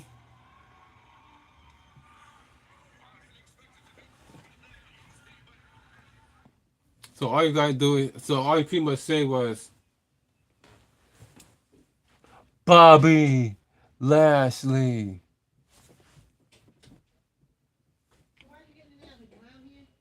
full gear. So I guess he challenged him to full gear. Which are you guys starting to see Bobby Lashley versus Swerve Strickland at full gear 1-on-1? Let me guys know in the comment section down below because we want to hear from not just you, but you, and you. What the hell? I thought my What's it not charging?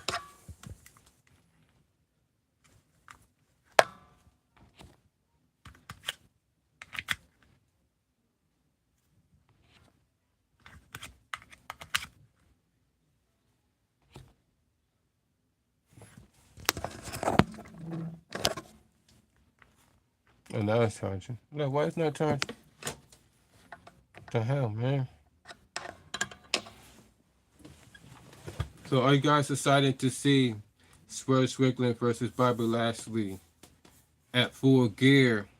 Are you guys excited to see what's known as the Hurt Business, now known as the Hurt Syndicate, due to trademark by WWE, now in AEW?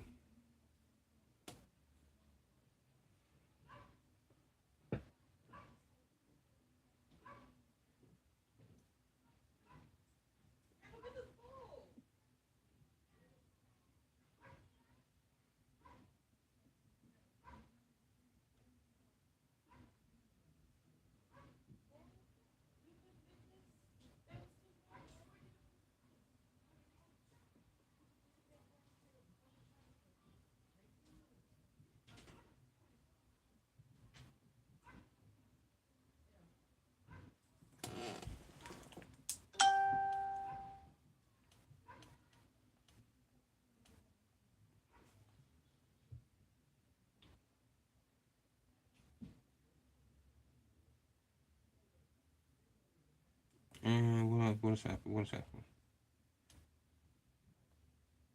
Um,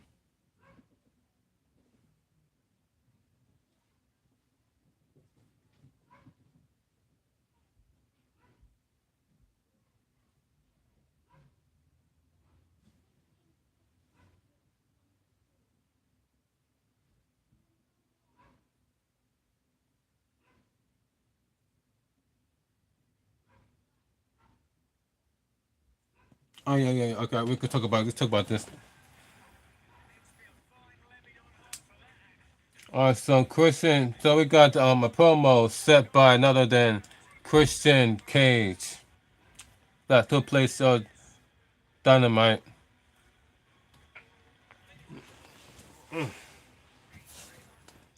The patriarchy, Christian Cage.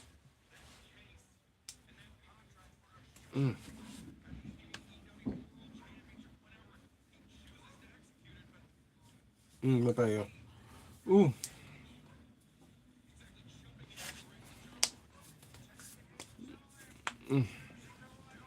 as you can see, Christian Cage began to walk inside the ring.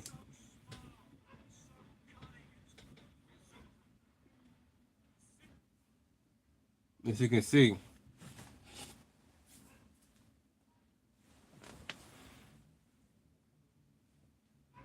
Christian Cage says this: "Sit down and shut your mouth so I can conduct my business." Said Christian Cage. Then he says, "Now people might be wondering about the security details. It's simple. I just want a chance to explain myself as no leader. When Hook comes on, come down here. It's for everybody's protection. First things first, I want to formally welcome Ken Sabian, the patriarchy. Now people might be wondering how this came to be after the cat and mouse game for the last few months. And I realized that Kip was just trying to get my attention. That much like all of you, he's a fatherless loser just looking for some guidance. Wow, I called him a fatherless loser. So one thing that stood out above all else. This is it, said Christian Cage. Then looking to Cottentron. A Christian Cage won the backstage. And then one and two, Pac and Cesaro. Lord Claudio. Christian Cage says, now, you people of Manchester might not be smart enough to figure it out, so I'm going to spell it out for you. Kip Sabian has the foresight to realize what was happening. He realized that if I signed this contract, they were going to interfere and they cost me this match. And this contract will be gone forever. Because of Kid Sabian, I stay here and still the reigning, defending, undisputed next AEW world champion. And that moment kept, you did more for me than any of my sons had ever done. I'm like, oh, I love you, Kip. They began to hug each other, Kip and Christian Cage.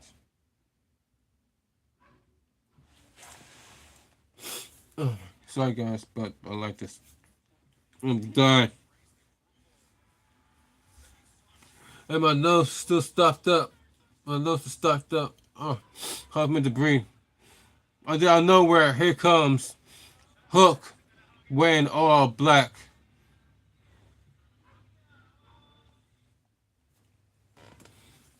Here comes the entrance of Hook, Taz's son.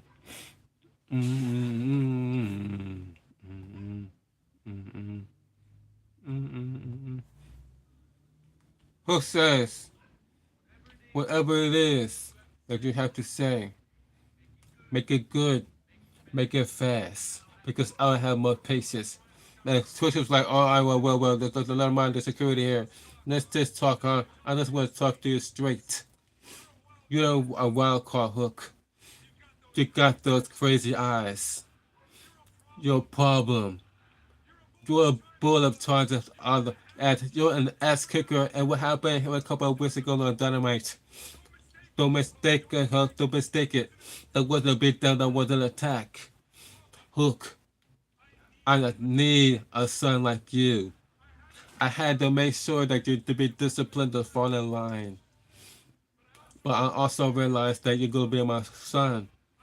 I couldn't have that other voice in your ear.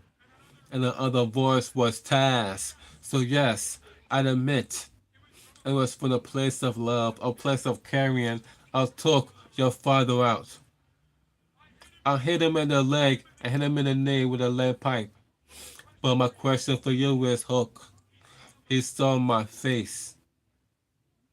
Why didn't it make you sick of security footage?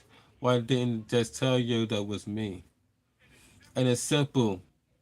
Your father realized that I could take you to heights that even he could imagine. Hook, your father's a legend in this business. I mean, just ask him to tell you. Your father was the face of what we call an outlaw promotion. He was the big fish in a little pond. And what happened when he got onto the big stage? What happened when he got on?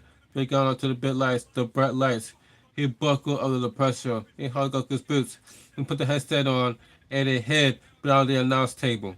So my question to you, Hook, do you want to be an announcer like your father, or do you want to be a revered, multi-time world champion like the patriarch Christian Cage?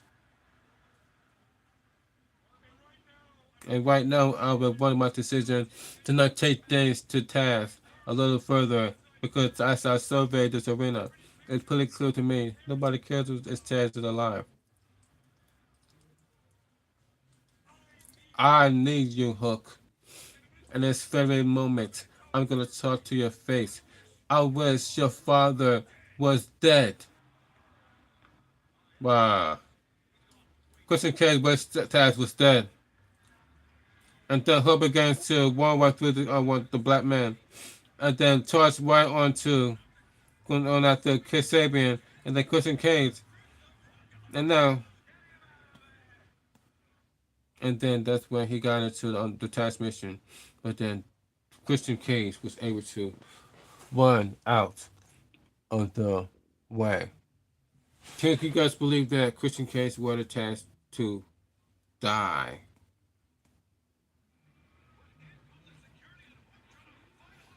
And then that's when Hook fighting all three men that was inside the ring, wearing all black.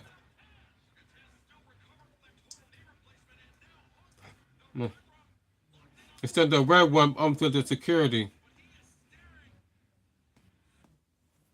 As you can see, hook with the hook with the transmission onto the security, sending a message to Christian Cage. So I got my sinuses, my allergies.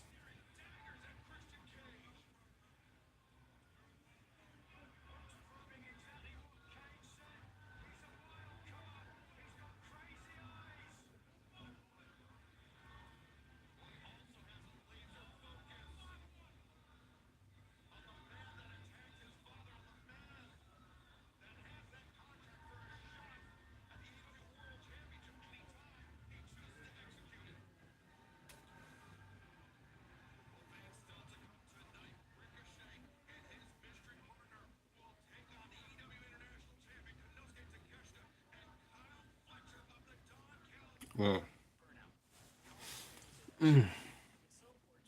so what you got to think about the interaction between Hook and Christian Cage and the honor of Taz? And what you got to think about what was said about Taz is that the reason why he retired as a wrestler and became a full blown color commentator is because as soon as he became a wrestler in WWE, that's when he retired and realized that was not for him. It's a bold statement made by Christian Cage. Let me guys know what you think about the statement made by Taz. But do you agree that's the reason why Taz retired from wrestling and went to color commentating because he couldn't handle what was he didn't handle being a superstar in WWE versus ECW? Let me guys know in the comment section down below.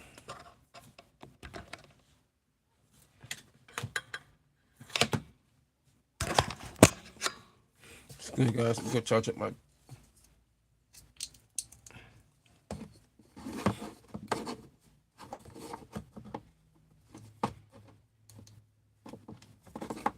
there you go, lights back on. Lights back on, bright. And right.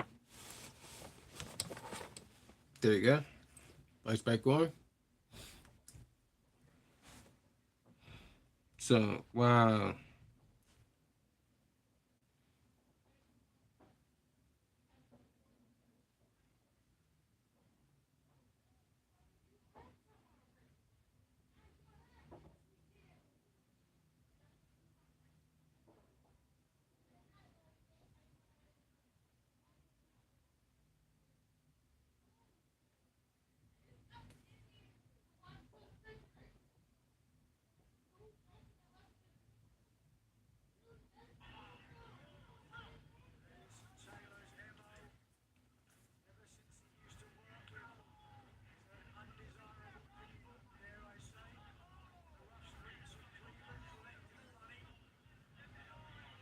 Mm.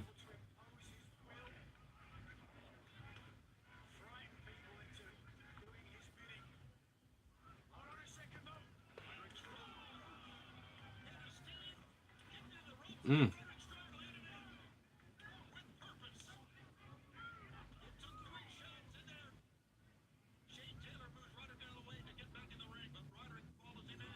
So my bad,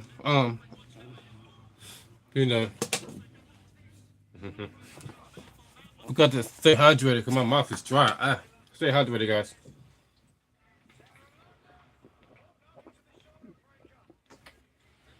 Mm.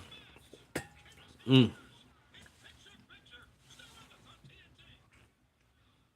Mm.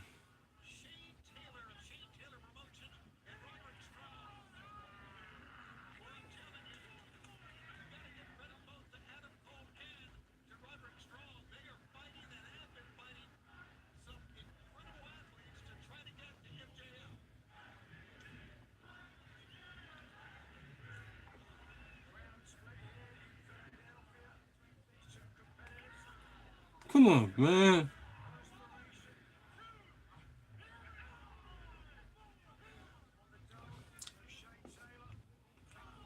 Uh, uh,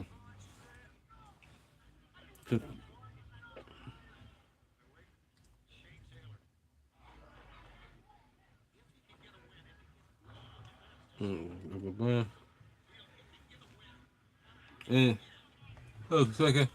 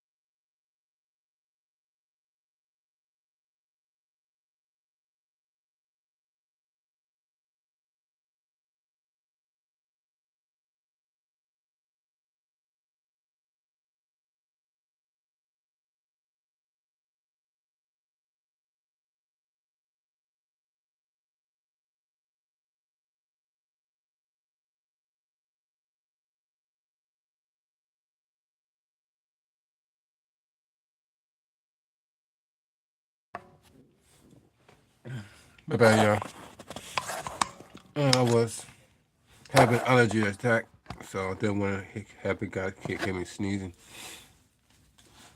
As I'm still battling allergy season, you know, that's why I had you guys turn around, turn to put it on mute, so you guys will hear me going S S S S S. Oh my god. The downfall of having allergies.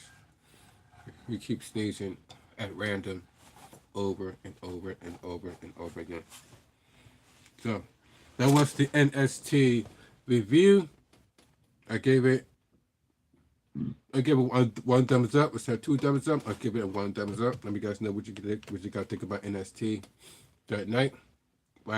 And we guys think about AEW. Of course, other stuff went on that night. Besides Bobby Lashley and Swerve Strickland. But that is the one thing that I like about AEW is that. And we're going to move on to Friday Night SmackDown. Mm.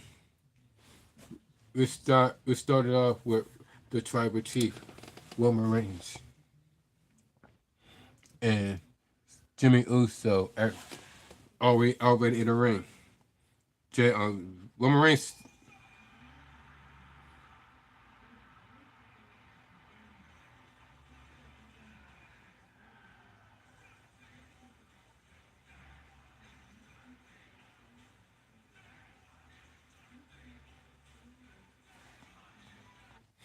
Then I know where here comes Uso. It's just me, Uso. They want it's just me, Uso. They want it's just me, Uso. They want it's that nobody else get down like this. It's just me, Uso. Down like this. It's just me, Uso.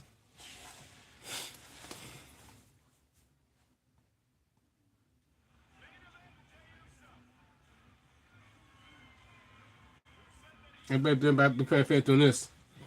Yeah.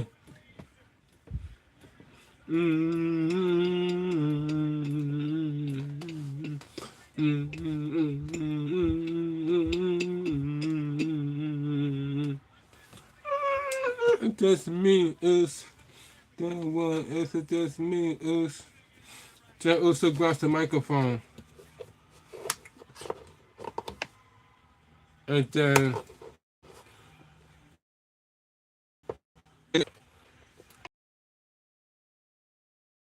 us. Let's get that. Alright, go. Let's get down like this. So let's one right. Ye. He says that that's the misunderstanding going on that was, and if you could just hear him out and listen to what he has to say, please. So he referred to Sami Zayn because Sami Zayn was asked to meet them in the ring to talk it out. So it's like, hit him out, Oos.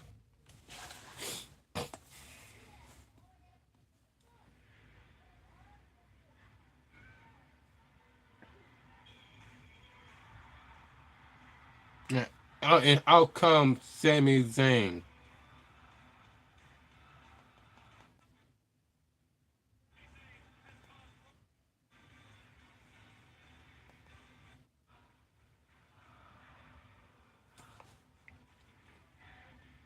And then the fans began to chant, Sami Uso, Sami Uso, Sami Uso.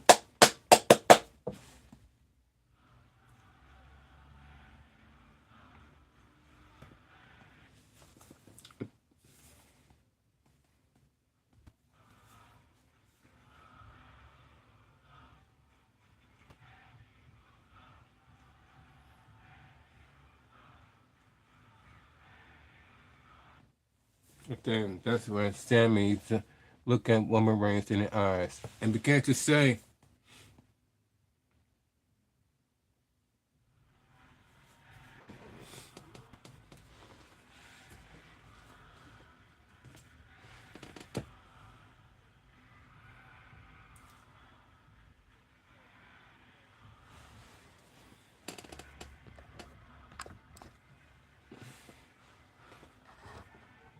look, first of all, I want to address what happened at Contour. I wanted you to know that kick to the face.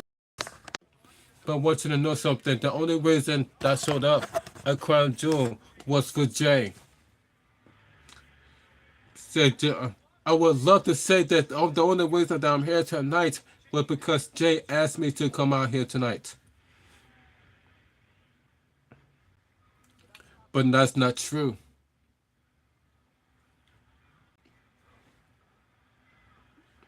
It's been a long time since you and me been in the ring together, woman. Just Sami Zayn. They says, I thought about all the things that would say. I thought about all the things that would do as I was in the ring with you again. The two things I Crown Jewel. When it was the four of us for just a minute. It was special. Said Sami Zayn. He says it took me back to a very special kind in my career, a very special time in my life, a special time with family, says Sami Zayn. Then he says, and here's the thing, I'm not gonna lie, okay? Even though there's been a lot here and a lot here, there's a part of me that still has a soft spot for the time with the four of us in the bloodline.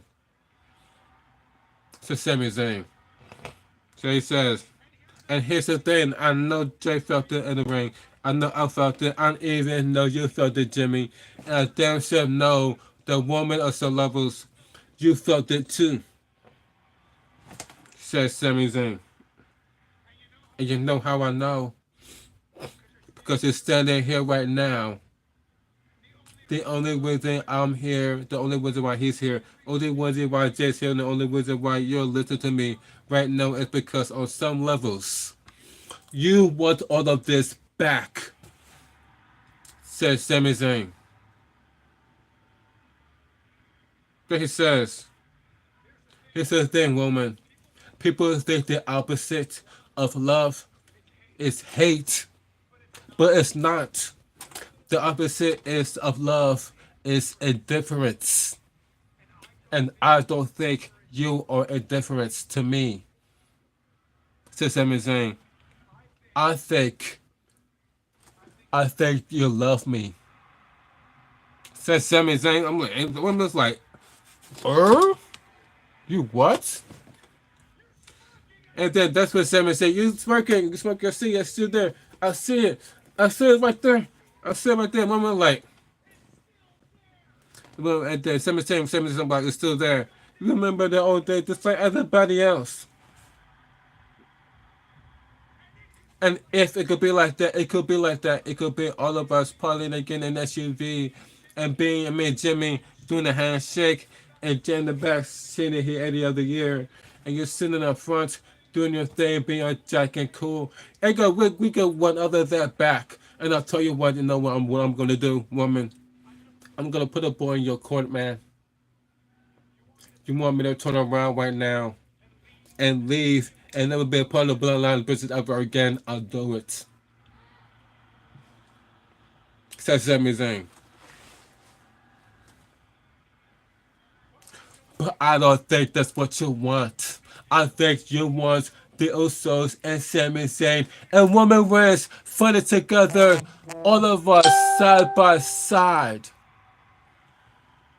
Says Sami Zayn to Roman Reigns. And is that what you want? I'll do it. I just need you to do one thing for me, said Sami Zayn.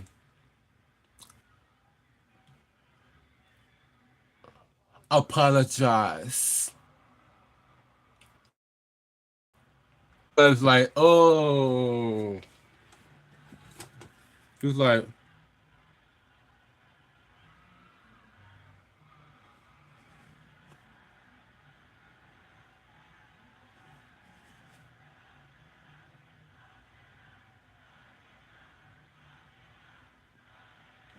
remember, Robert Reigns like, they found out Chan, how I get out. Robert Reigns picked up, was like, let me get this straight. Says Robert Reigns. Robert Reigns said, let me get this straight. Let me get this straight. You want me to apologize to you, said Roman Reigns. Sami Zayn says, no, the apology is not for me. I want you to apologize to Jay. And Jimmy was like, He said, I want to apologize to Jay Uso.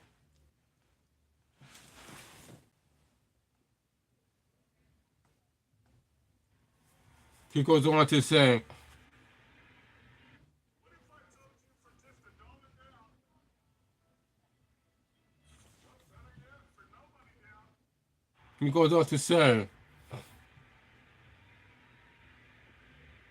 I Jay Uso looks on like,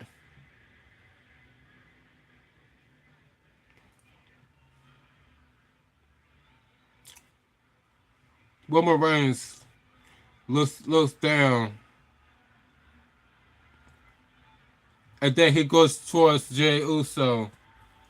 Looks Jay Uso in the eye. As Jay Uso begins to look Roman Reigns in the eye.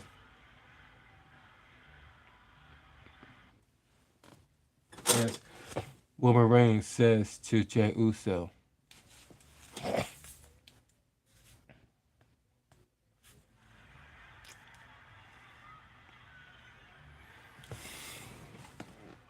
I'm sorry, says Roman Reigns to Jey Uso. Then he says, I'm sorry that I ever let you waste my time with this. He's not in our family. He's not blood. He's not honorary. He ain't no Uso. Quit wasting my time. And then about him, it's about Solo. Bring your ass out to the ring right now. Let's handle business. And the seven says like, no way, I'm out. I'm heading to the back, man. You deal with this. And the seven says walking away. Sami Zayn like, you deal with this. I'm out. And Sami Zayn begins to walk backstage.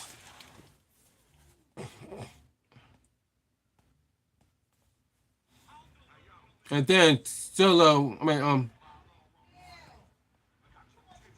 and then that's when Jacob Artil was like, I got your attention now. Said backstage is Jacob 5-2. Jacob 5-2 says, I got your attention now. Your woman Reigns, it's been so long since you've been tribal chief. But so many years, I'm not gonna let you up real quick with this stupid, this is tribal chief. And then there's everybody else. See, Solo is our tribal chief. So that makes you just like everybody else. Back in the line with it. Now Solo a little jump, we'll tell him to jump. And then Solo moving when you said move. Hell, Solo move on his own time. The Solo will come out there when the damn world pleases. So at the end of the day, you will acknowledge that.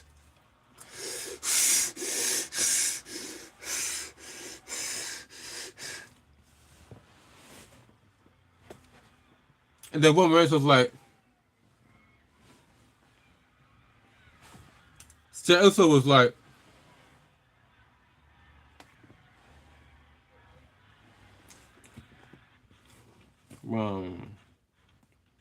what you guys make about the bold statement made by made by Jacob 5-2?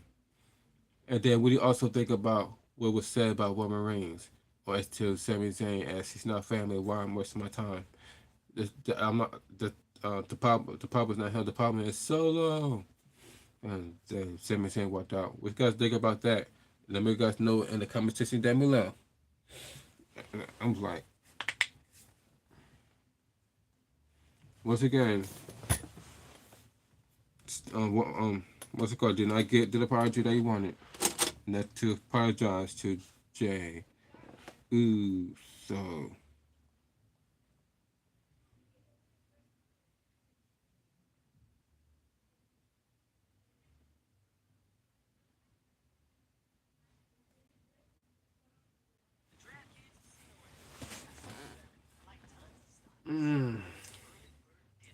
Oh, shut up.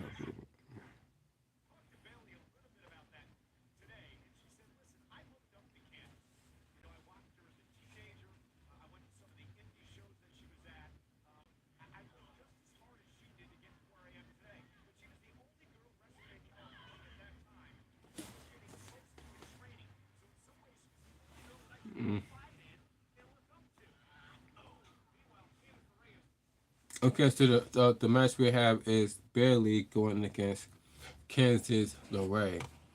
And notice that Kansas LeRae is no longer with Indy Hartwell, as we found out last week that she is one of the person who has gotten released by WWE. It was Indy Hartwell. It was along also with Barry Corbin, who also got released by WWE.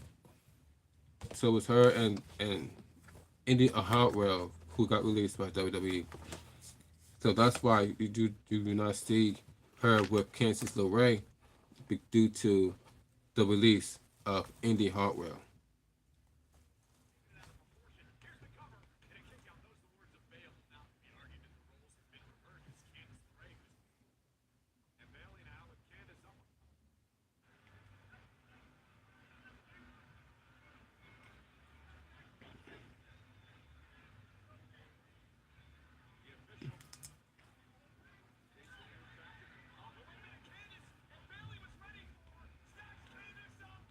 Mm. And see what happened was is that Kansas away with Payne Possum, make it seem like she got hurt, but then with Bailey got her back turned, turns around and tried to hit her with an S can't cover, but Bailey was ready for her. They stack Kansas up for the 1, 2, 3, making Bailey the winner of this match versus Kansas LeRae. Here is your winner, Bailey.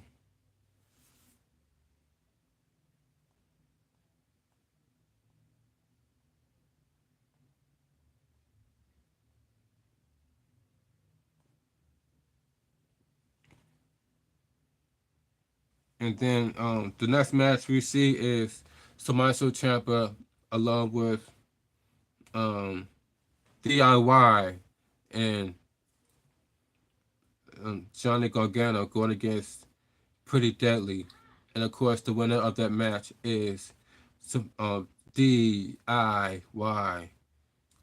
And they was looking to make a statement by taking out the frustration onto Pretty Deadly to the point where it only took Tommaso Ciampa to defeat Pretty Deadly as Johnny Wesley was tagged in to face tag in this match whatsoever. It was all Tommaso Ciampa.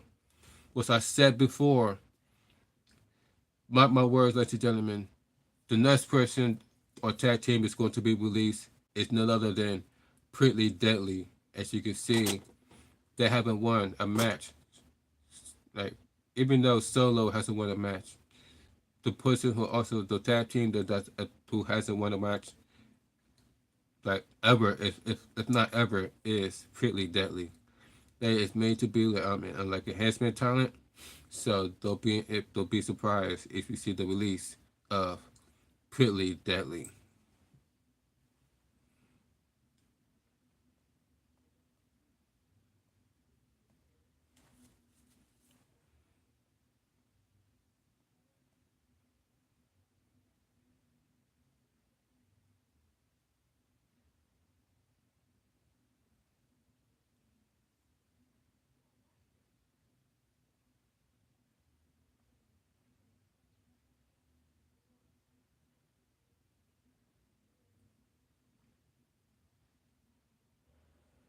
Okay.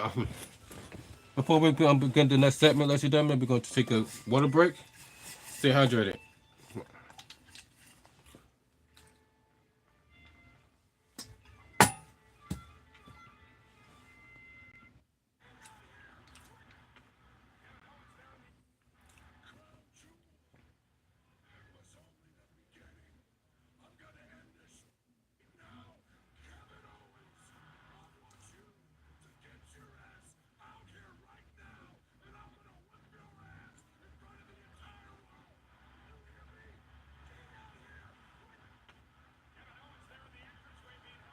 Mm-hmm. So right off the bat, we have Randy Orton calling out. Remember, at Crown Jewel, the match never even got the chance to start because Kevin Owens got himself disqualified by hitting him with a chair. So therefore making the disqualification. So now Randy Orton is calling out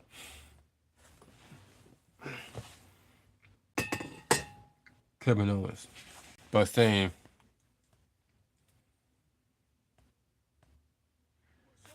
"That was only the beginning. I'm going to end this right now. Kevin Owens, I want you to get your ass out here right now, and I'm going to whip your ass in front of the entire world. Do you hear me? Get down here right."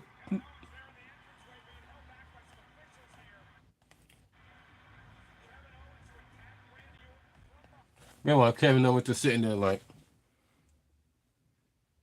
with an unbothered face saying, "Really, dude? You called me out? You just called me out? Really?" Meanwhile, Randy Orton just literally whip his chest.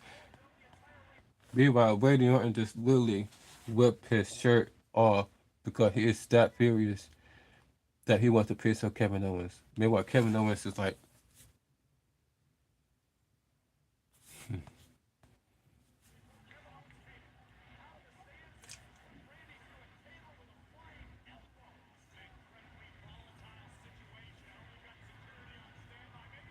so it looked like Kevin Owens about to go backstage, but then he heads right back towards the ring and begins to starts running to Randy Orton, and a brawl bursts out between Randy Orton and Kevin Owens. But Randy Orton begins to hit Kevin Owens with the right hand as Kevin Owens is back into the corner. But then we see Randy Orton being held by security, held by the referee. And then Kevin Owens hit him with a gut, a cheap set by Owens. And then after the gut to Randy Orton,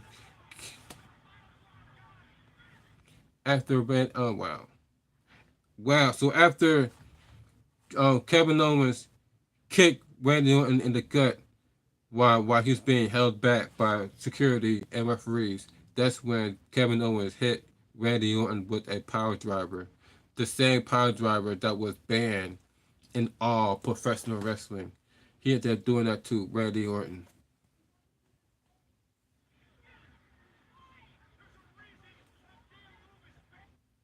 That's when Michael Cole says, "There's a reason why this move is banned."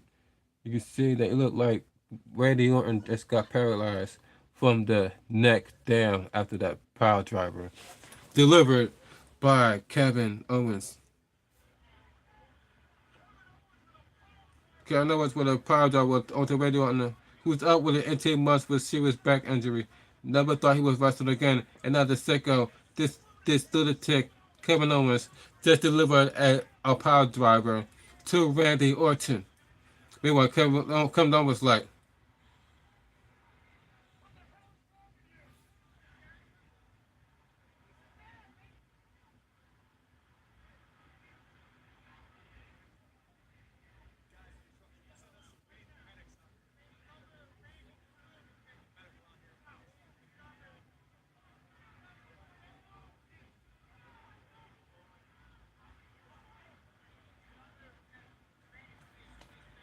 the next thing, I don't think she looked, oh my god.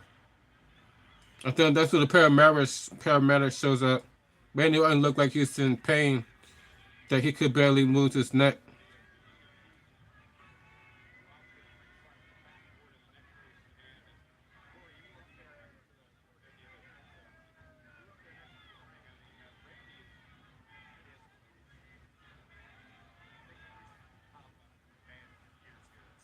Mm. Looked like he, mm. Looked like he is, looked like he's severe, looked like he severely hurt his back.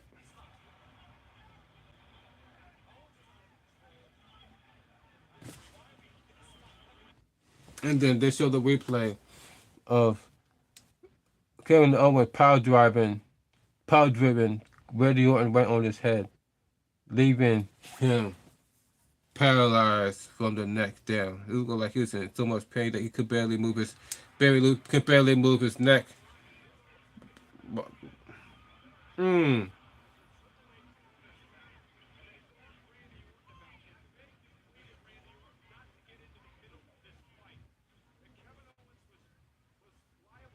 And then you see Randy Orton being strapped down by the EMTs. Randy Orton struggling to lift his. You see Randy Orton twitching, his hand is all twitching like this. His hand is like this. Oh shit.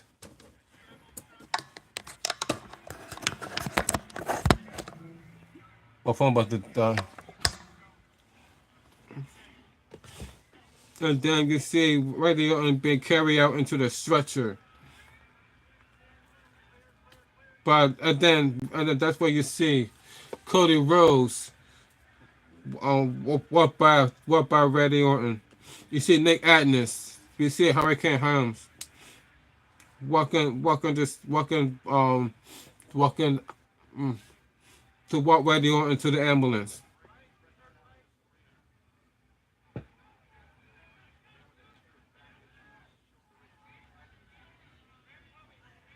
He can't say I can't feel my, he can't feel my legs. He can say that he can't feel his legs.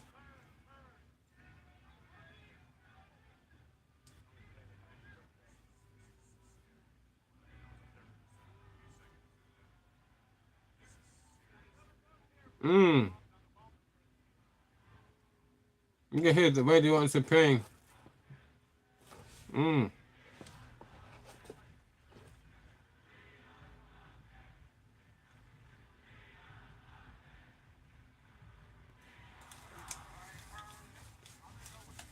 Damn. I'm what? We see the Randy Orton going. I see being hauled into the ambulance.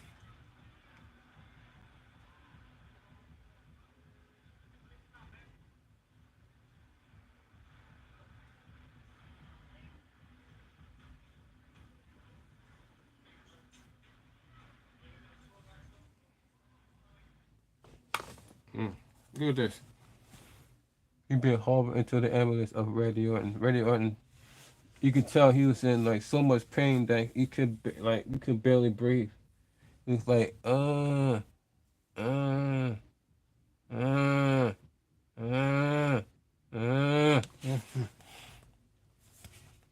But the whole time he was like moaning the whole time, headed to the.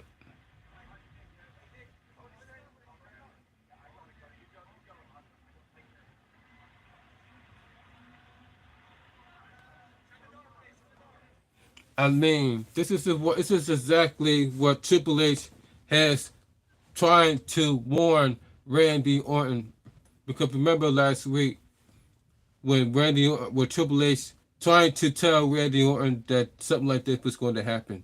He was trying to tell Randy Orton that, remember, this is the same Kevin Owens that stabbed Sami Zayn in the back and gave him a power bomb onto the hardest part of the ring, putting out Sami Zayn for months. And we haven't seen Sami Zayn in NXT for months because of that power bomb he gave onto Sami Zayn on the hardest part of the ring.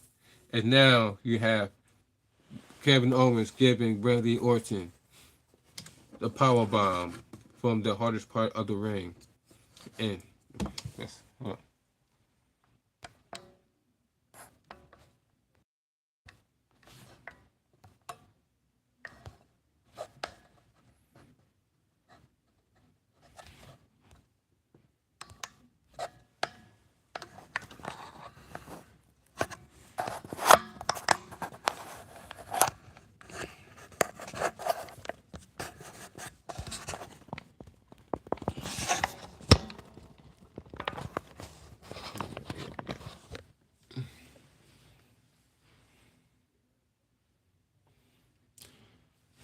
um, let me see, guys. Hold on for a second. I hope you guys can see me.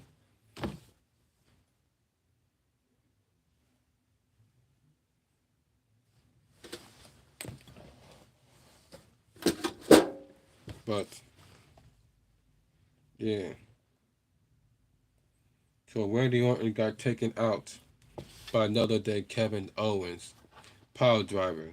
Look like Randy Orton is in so much pain that I don't know. That's he could barely move without the pain shooting it down his spine. We hope that everything is right with Randy. I'm going to give an update as to what happened to him.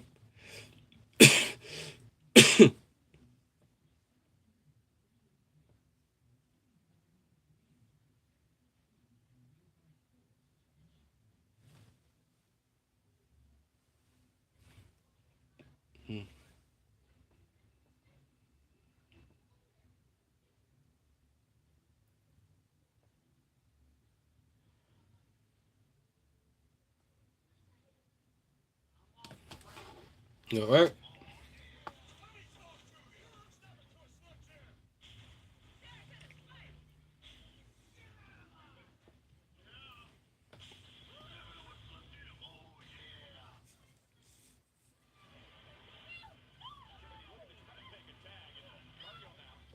Okay, so we have the next. We have ourselves a women's tag team match featuring featuring the women's tag team champions and J Cog Girl, Bianca Belair versus Tiffany Stratton and Nia Jax.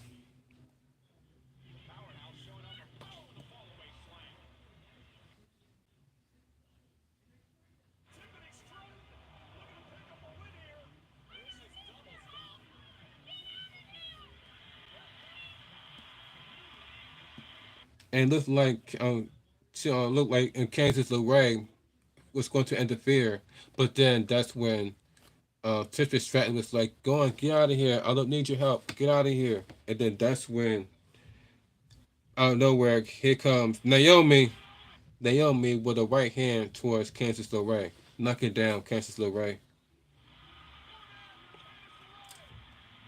And that's it. Now she is going in on Kansas LeRae and Naomi over and over and over again to Kansas LeRae.